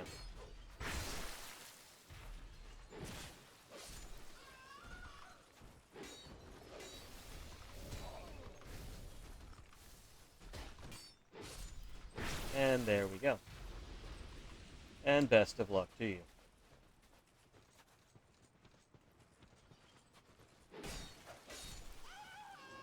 Deal with that problem right away.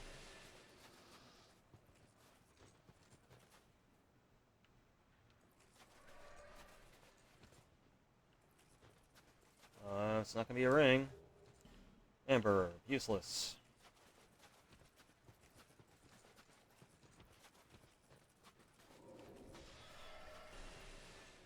Not useless, but for me, kind of.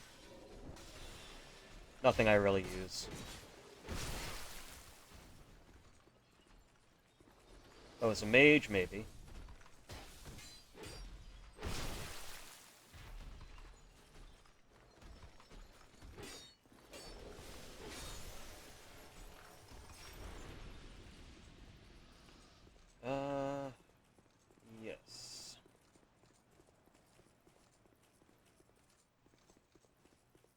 what's up.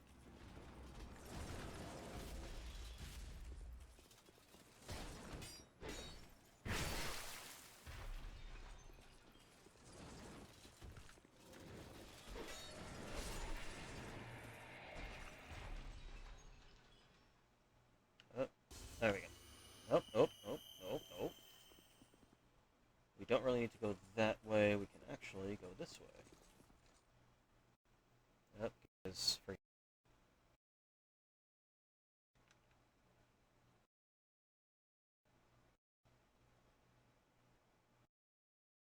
hopefully it is not crashing.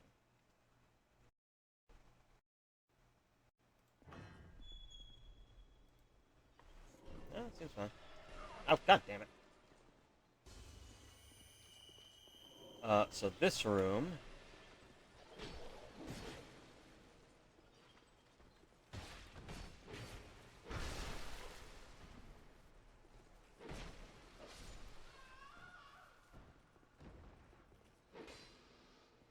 Yep.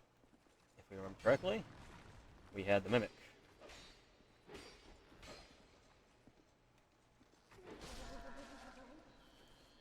I believe that's the only Mimic. Although these are metal chests, so we can hit them with impunity. It's the wooden chests you don't want to hit because you might break them. That is another thing I'm not a huge fan of. Making it so that wooden chests can be broken and therefore you don't get the item inside it, you just get rubbish. Granted, they did not put necessary items, obviously, in them, but it's still... There were sometimes good items in them, but it's so that you didn't just go around hitting every chest to check if it's a Mimic.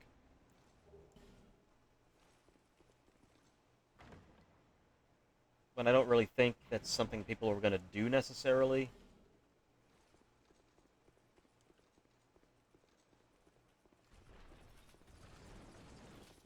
Like, I don't actually think people were going to be checking every single...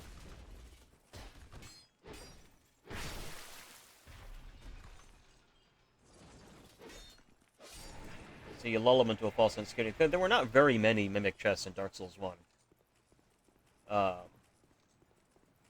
Like, at all.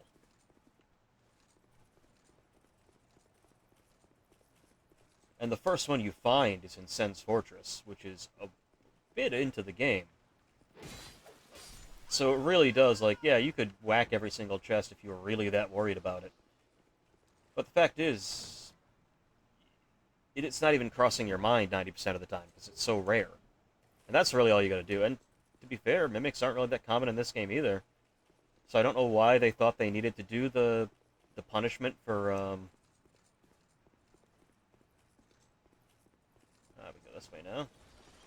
Yeah, I don't know why they thought they needed to punish you for trying to, like, find Mimics all the time, because it's not like we were going to. Just do what you did in every other game, and what you already did in this game. Make them pretty few and far between. Because really all it does is punish you not for doing that, because no one ever really did that. If anything, they would be using Lloyd's talismans on them.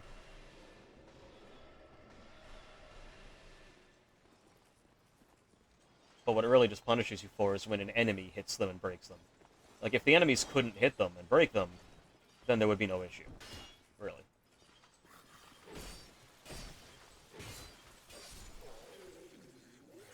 And the game gives you enough Lloyd's talismans that it's not that hard to... Just, if you're really not sure, you can, you know, always check a chest. It's not that hard. And someone will always leave a sign that's... Or there will be a bloodstain. Like, there's so many ways to deal... To not have to worry, really, about Mimics.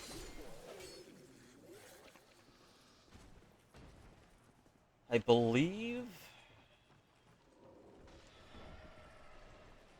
And considering that, like, chests already have traps, like other traps, in Dark Souls, this is one of those things, like, why, like, you had nothing to really gain by doing that? Doesn't really make a lot of sense to me. I think it's the Dark Souls 3 randomizer also randomizes Mimics, which is a whole other fucking thing. That's gonna be it. If I ever decide to do a Dark Souls 3 randomizer, that is going to be beyond a pain in the ass.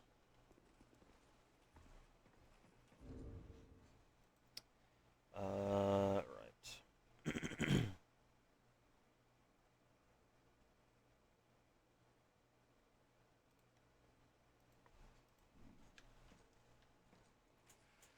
I mean, there's already enough problems that I think that because I did a test run of the Dark Souls 3 randomizer just to see, like, okay, what's this gonna be like, randomizing enemies? It's gonna be a rough one because bosses get randomized as well.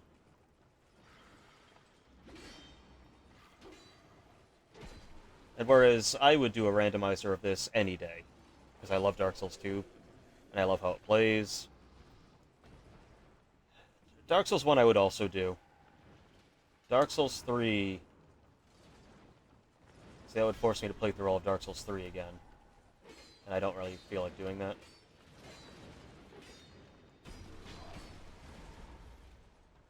Elden Ring is another one that's would be fascinating as a randomizer, but I see that seems almost like a one-off gimmick kind of thing to see how crazy it gets. Because a game that open, like there's going to be a game that already I had some trouble finishing, not because it was bad or anything, I loved it. Just it was hard to like find a good flow because it was so open.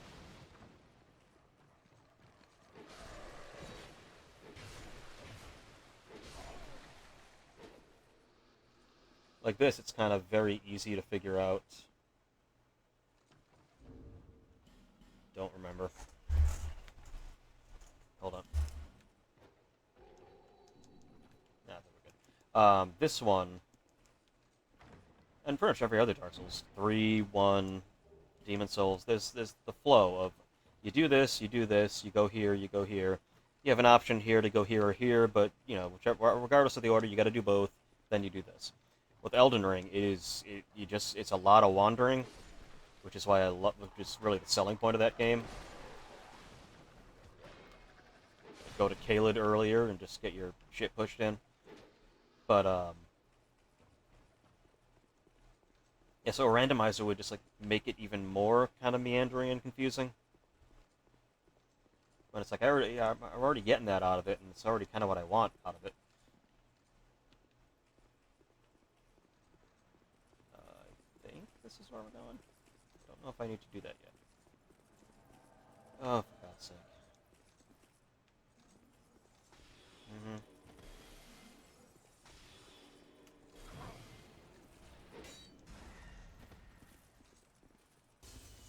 Really, this DLC really likes the PvP, the fake PvP, I guess.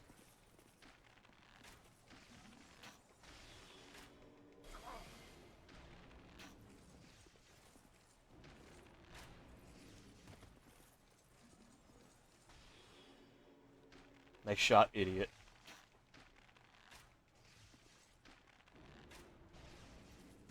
Ah, I thought I was. I thought I could. I thought it was out of its range. Not kind of.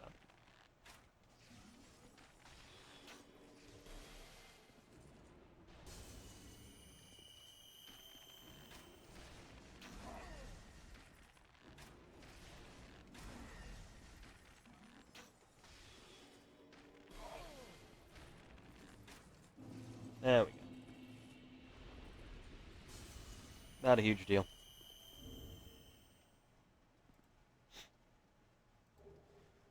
All right.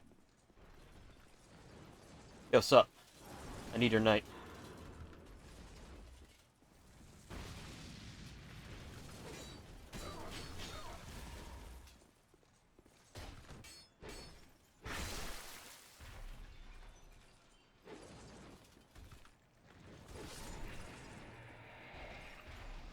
Bye.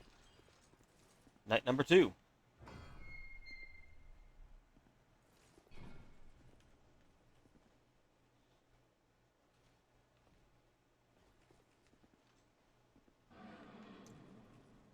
It's like the geese helmet from Final Fantasy 12.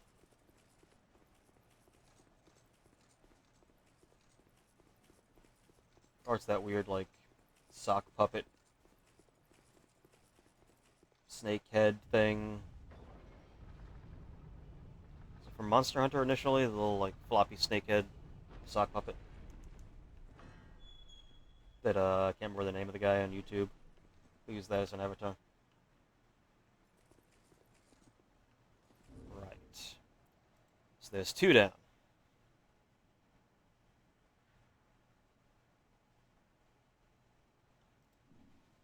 I think we just want to... I don't think there's really a whole lot we need to do here. We're almost done.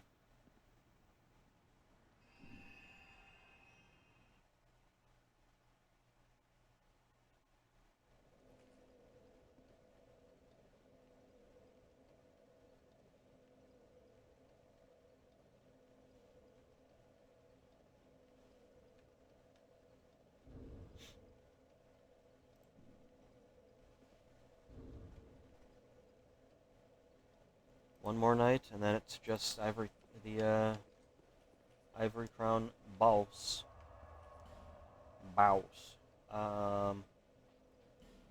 Is this the one I want? Lower Garrison, I think it's inner wall. So yeah, you get 3 nights for a total of 4 when we go down to fight the old Chaos.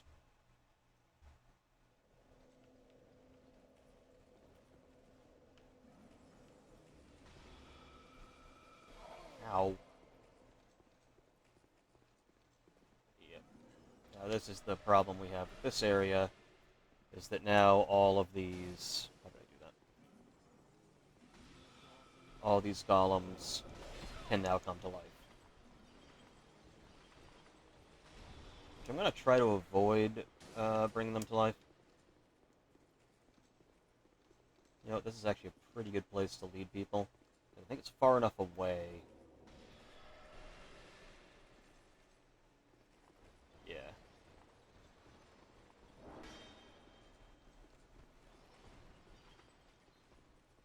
Come in.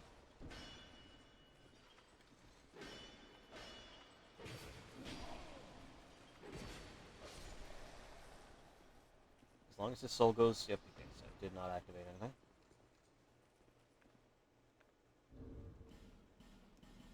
Yeah, got a whole bunch of human effigies back. Okay, these are not woken up. So now we can just go straight in here. I'm just going to avoid activating those golems while I fight these dudes.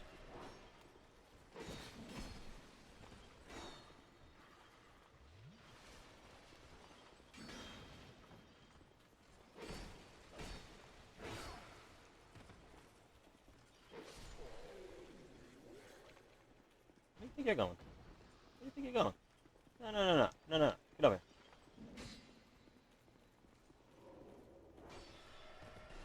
Come here. Come here. There you go.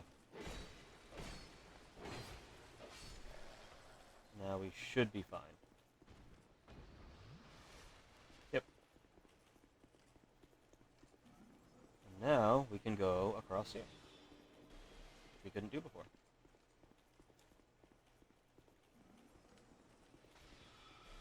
And now we deal with these little assholes.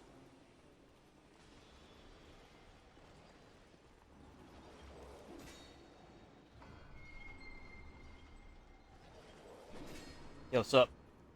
Last night, found. We're done.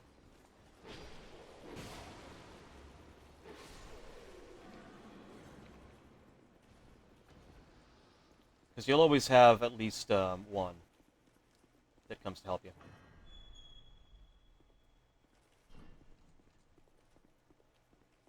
And that's that.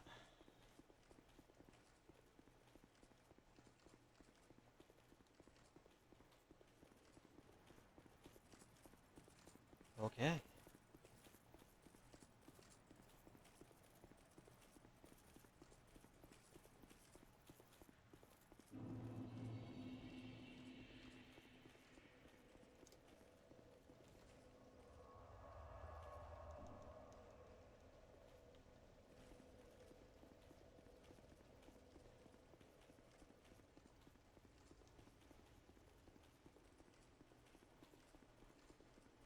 Time to go down. Stop the old chaos.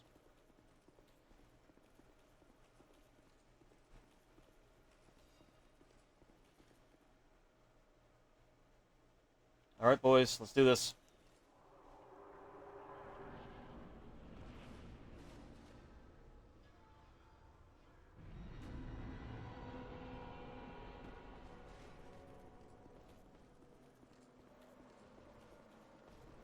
So we've got 3 gates. And we have to deal with enemies coming out of the gates.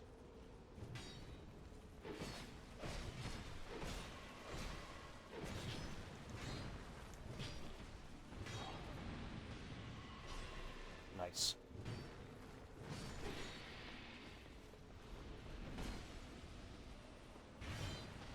And we want to try to keep our dudes alive, obviously. Just because this is going to get very crazy.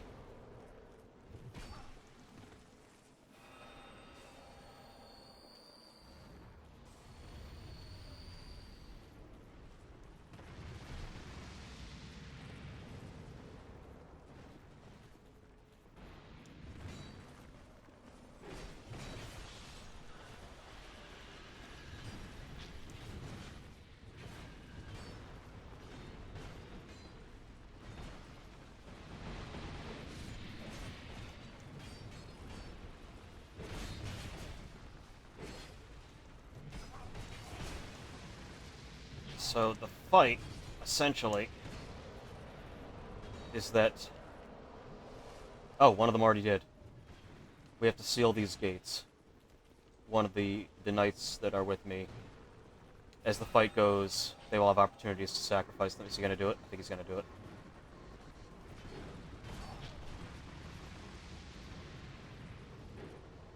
Yep, I think he is preparing himself. Yep, he's going to seal that one.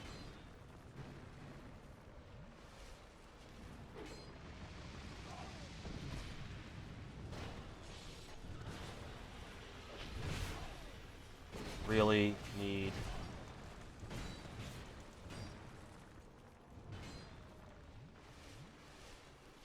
to clear out some of these dudes. Okay, seriously, can you aim? Me, can you aim?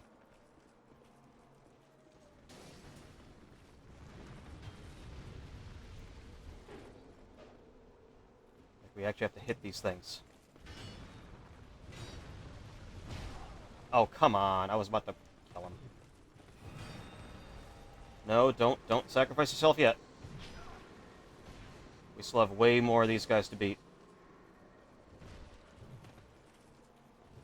Thank you.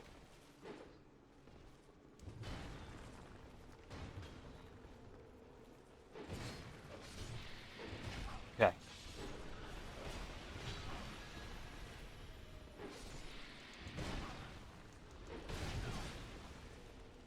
No. Please kill him. So guys, remember how I said the real tragedy is we never get to see a king in their prime? We never actually get to see what they were like at their strongest?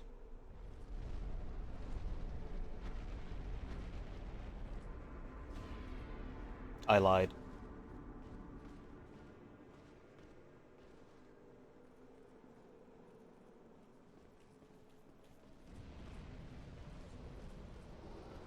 The burnt Ivory King.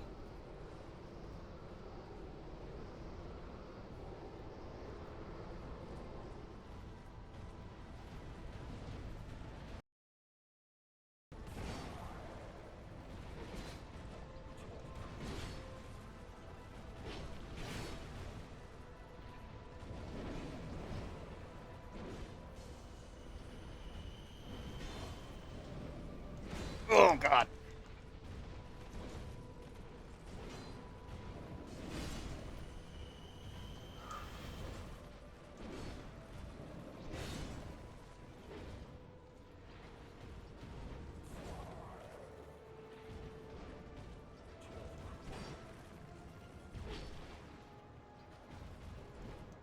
Why did I do that? I had to know what that was. So now we kind of do get to see just what the kings were like and why they were kind of considered the badasses of all badasses in this world.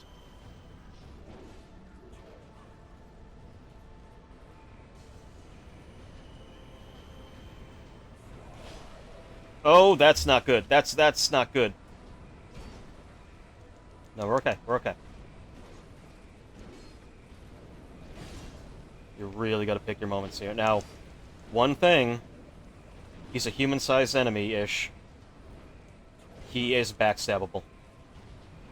But it takes a lot of... Now, if you go in, admittedly, with multiple people in this fight, it can actually kind of ruin the fight. Because you can have him tanking... you can have someone just trying to tank him. And then the other person can basically just backstab him. Kind of makes it kind of stupid, actually. Ah, god damn it. Alright. I think I might actually buy a thing.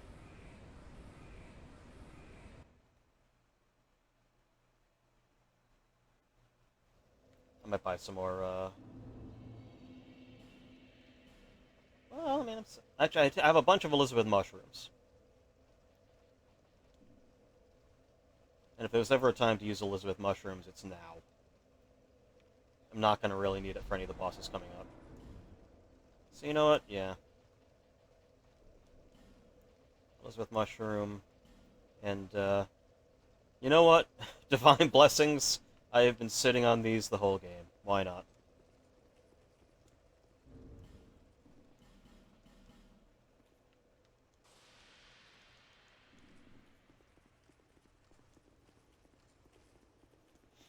Actually, I'll be right back. Just one sec. Just gonna use the bathroom before we do this.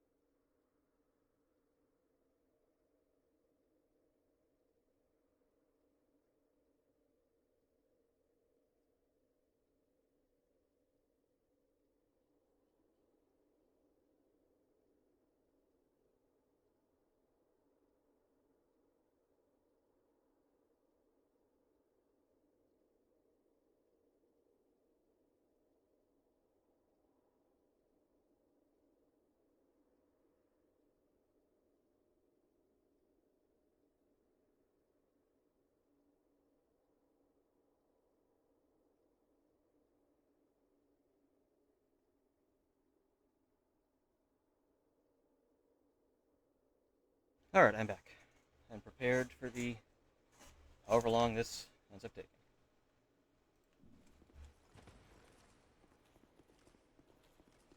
But so that's the fight. I don't know if there's actually any. I wouldn't necessarily want more summons. I don't even know if they're gonna last. Twiggy Shay? Sure. Yeah, the problem is I don't know how long some of these people... Lucatiel. That's like Solaire being summonable for the final fight of Dark Souls 1 if you save him. You know what? Okay. Lucatiel, come on. Let's do this.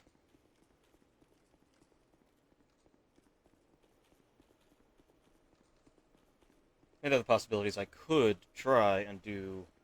I don't really have the stats for it. Get the Crypt Black Sword. But, yeah, if you don't have all the knights with you, you won't be able to close up all these portals, so you'll be dealing with the enemies as well as the Ivory King.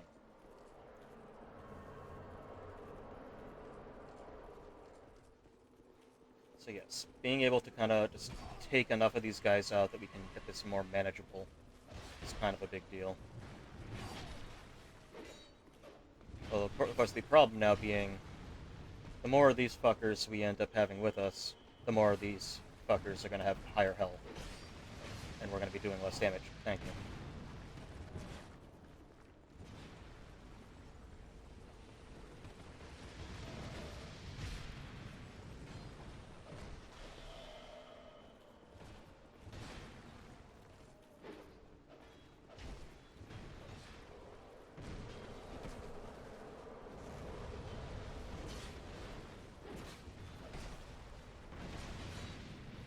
There we go.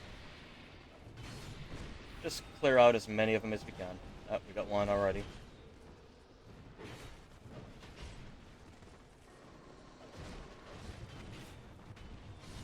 Good. We just want to clear out as many as possible. Just reduce the total number of enemies. Really, the key I'm looking for here is to have at least one of the summons survive, so that they can. So we have someone who could backstab Ivory King while he's doing his bullshit. And Lucatiel is very tanky, so she very likely will survive. Alright, we're one down. So we got one more to come.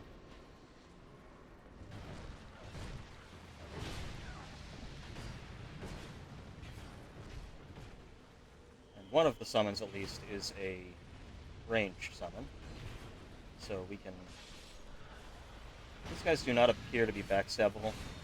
Which is interesting, because Ivory King himself is backstabbable.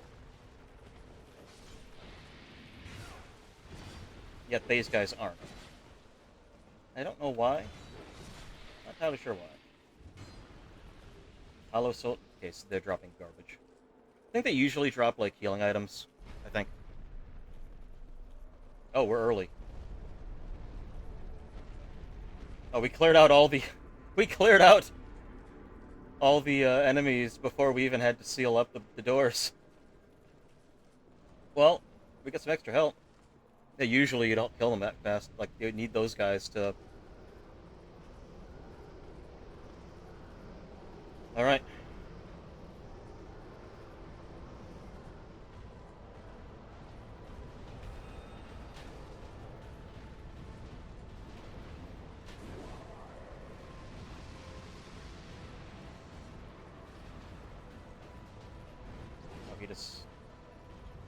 I want to backstab you.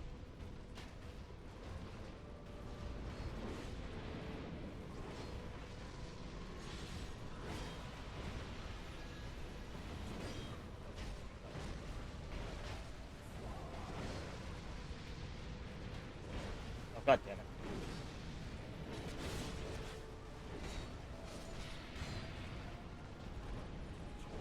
No, Twiggy.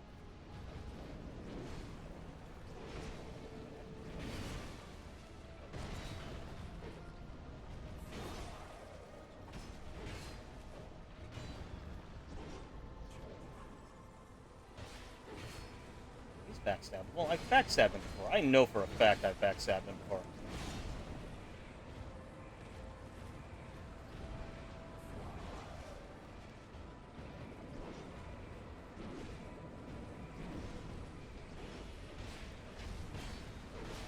Maybe I was only in the original version of the game.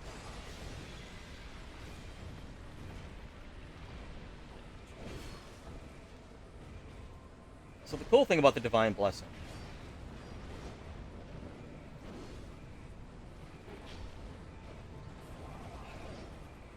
am I crazy? He was backstabbable. Or maybe he's parryable. Maybe that's what it is. But I distinctly remember, unless it's just that maybe he's because he's staggerable, you can wail on him from behind while he's attacking other people. Maybe.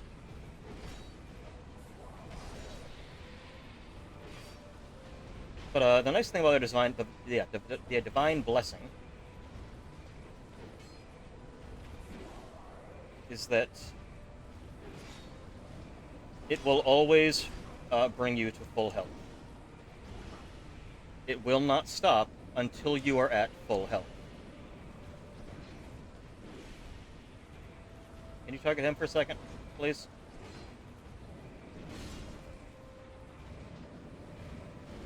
Unfortunately, not if I'm dead.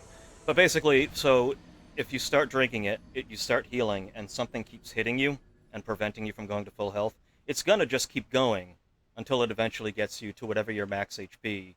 Like, it'll heal you for whatever your max HP is. So it's really good if things are going to be doing a lot of little damage to you.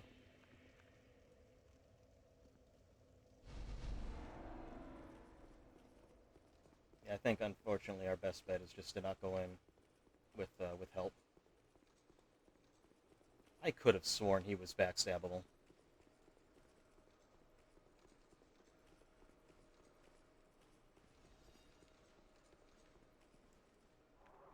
I might be losing my mind.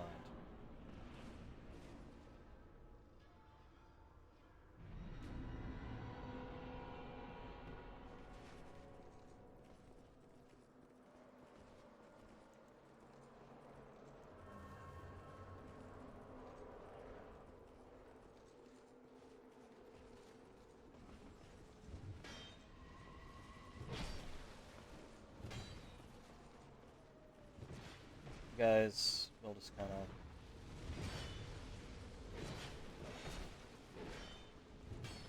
Because the other possibility, I could try to get the Black Sword. Um, which would be interesting. It would be doing a lot more damage. It's a very slow weapon, and I would have to I'd have to respec for sure. Yep, one of them is gonna sacrifice himself. So the idea of the Ivory King here, it seems like he's just corrupted, sure, but at the same time, it almost kind of seems to me like the Doom guy, just sealing himself in hell so that he can just keep fighting it for eternity. At the end of Doom 64. Like, he's like, no, I'm not leaving. I'm just gonna keep this from ever rising up again by just kicking its ass forever.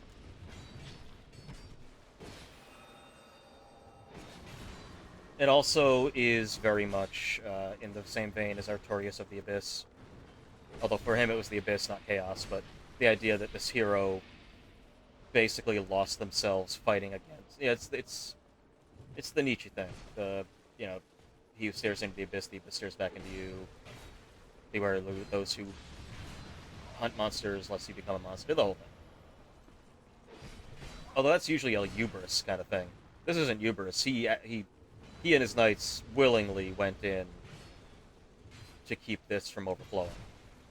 Like, if we become corrupted, at least we'll be sealed.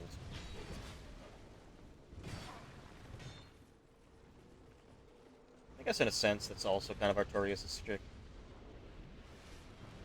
So yeah, even if he hits me, because I popped the Divine Blessing, it's just going to keep healing me. It's not going to like, oh, this heals you for like 80 HP, And so if you get hit, it's only going to do from 80 HP from where it was before. It's like, no, no, no. It's going to keep going until it's done. Which is kind of awesome. Now we're good.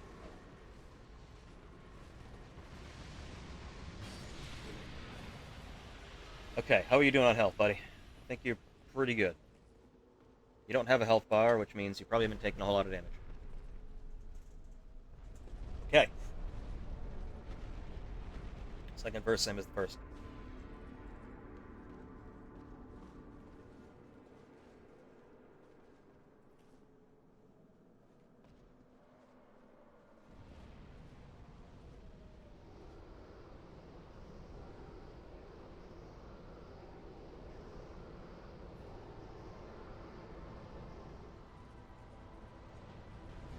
I remember the first time playing through this DLC and seeing that, like the portal, like you have all the knights helping you, and they're sacrificing themselves to close the portals. It's like, oh no, we're doing it, we're doing it. And then the big portal opens up, the music starts, and like you just see burnt Ivory King. It's like, oh shit. Yeah. The damage he's taking is way better when you have no summons. Because the knights do not count as summons. They don't count.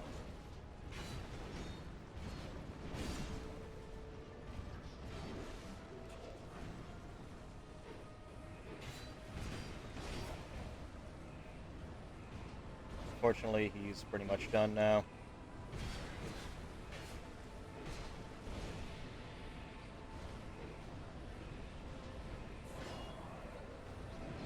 Ow.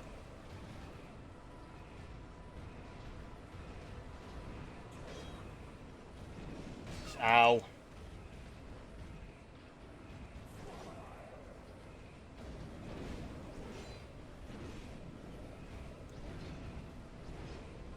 Ooh, that was the time. That was the wrong time. That was a good time. God damn it. Not too bad a command grab, to be honest. There's a lot of command grabs that I was just showing off.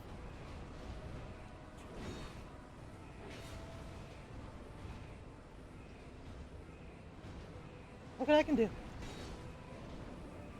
Oh, god damn.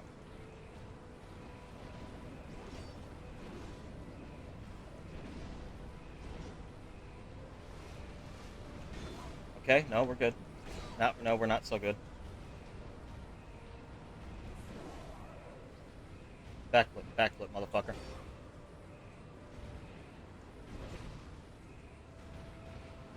Well, no, you know what, that's okay.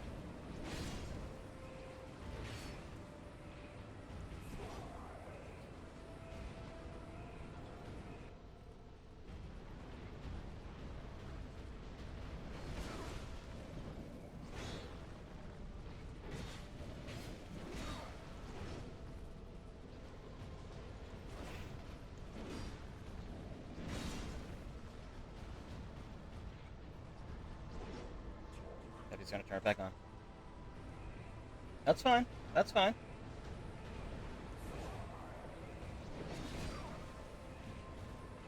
Not gonna get greedy. Kinda got a little greedy there. Actually, that's a good time to do that. Oh god, if he, like, healed, that would be the absolute fucking worst. Oh! Oh! The ultimate prize, the Southern Ritual Band +2.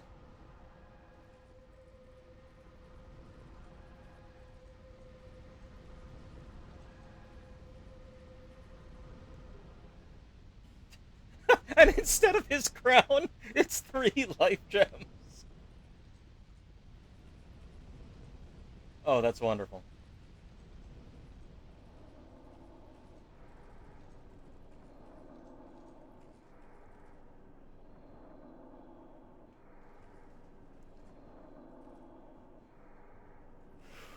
Okay.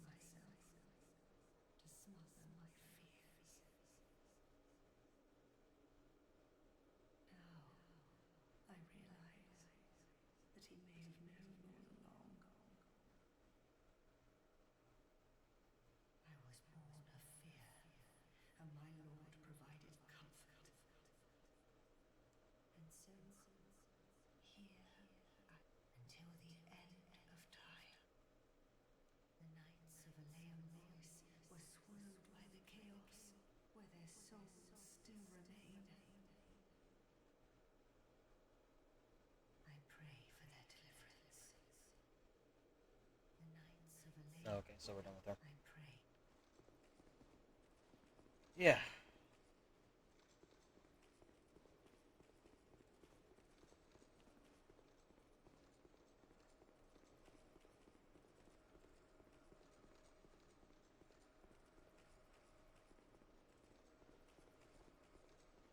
So that was basically also your hint if you never found any of the knights and just went in here the first time you could, there'd be one knight here and the other three churches. Maybe that's kind of your hint. Oh, by the way, you can get more.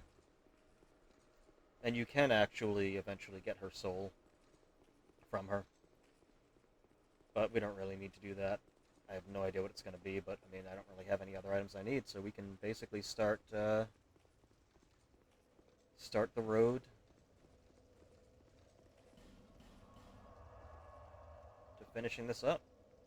So I'm actually going to call it here because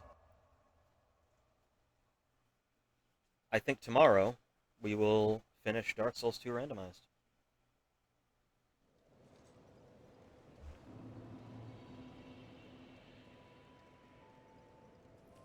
But first, Here to see. However, I have shards. Oh, okay, cool. Doth I have more? I do have more. Awesome. Yeah, I guess we'll level up. We can do 3 level ups. Vigor, endurance.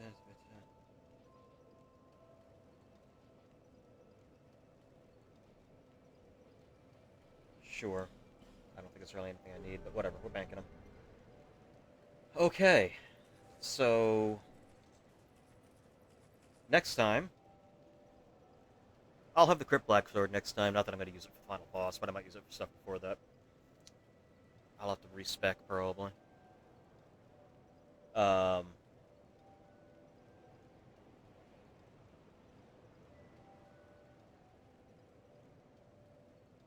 wait.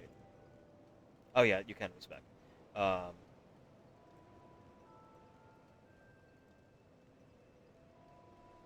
so we have a couple memories to go into, and then we just have the Throne of Want, and that's it. And Dark Souls 2 Randomized is officially over. Then I got to figure out what I'm doing after that. I mean, we still have other playthroughs going on, but like that's kind of this is one of my first big ones that it's almost over. After many trials and tribulations, almost over. But that's that. So as you could kind of see there, each queen had something they were getting from the king. Like in the Iron Crown, for example,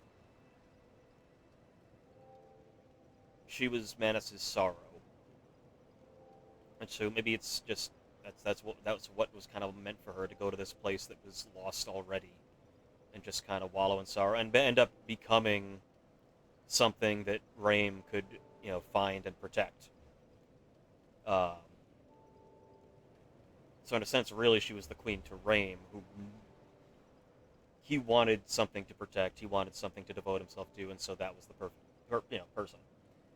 Uh, in Sunken King, Manas's anger and his wrath and his she wanted to be the bane of that kingdom, and so she teamed up with a dragon to destroy it.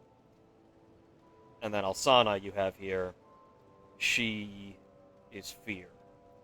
So she kind of naturally went to this really strong king who probably already figured out what she was, that she was in something of the dark. But he didn't care. He was fine with it. And also, forget that shit. Here comes chaos. We gotta deal with this. And if you're willing to help me with that, hey, I don't care where you came from. We can help each other. Uh, and then there is, of course, fan theory that we also have a queen. And that's her right there, behind us. That she may be hope. So, they're not necessarily always negative emotions. The other three definitely are kind of negative. But it's any extreme emotion, and hope could be that could be our queen, because she's constantly spurring us along, trying to give us hope. So it's very, very interesting. And the Ivory King, fucking badass of badass, is one of my favorite fights in the series. And the song when he appears just freaking gives me goosebumps every time. So that's that. Next we come in, I will have the Crypt Black Sword. Hopefully, I mean, I'm hoping that if I just beat Rotten in New Game Plus by using a bonfire ascetic, I mean, usually that's how you would get the soul and without going into New Game Plus. So hopefully it still works here. I don't know because of the way the randomizer's dealing with souls, but either way, we'll figure it out. But yeah, so I will see you all next time. Thank you all for being here. Conclude to be concluded tomorrow. Later.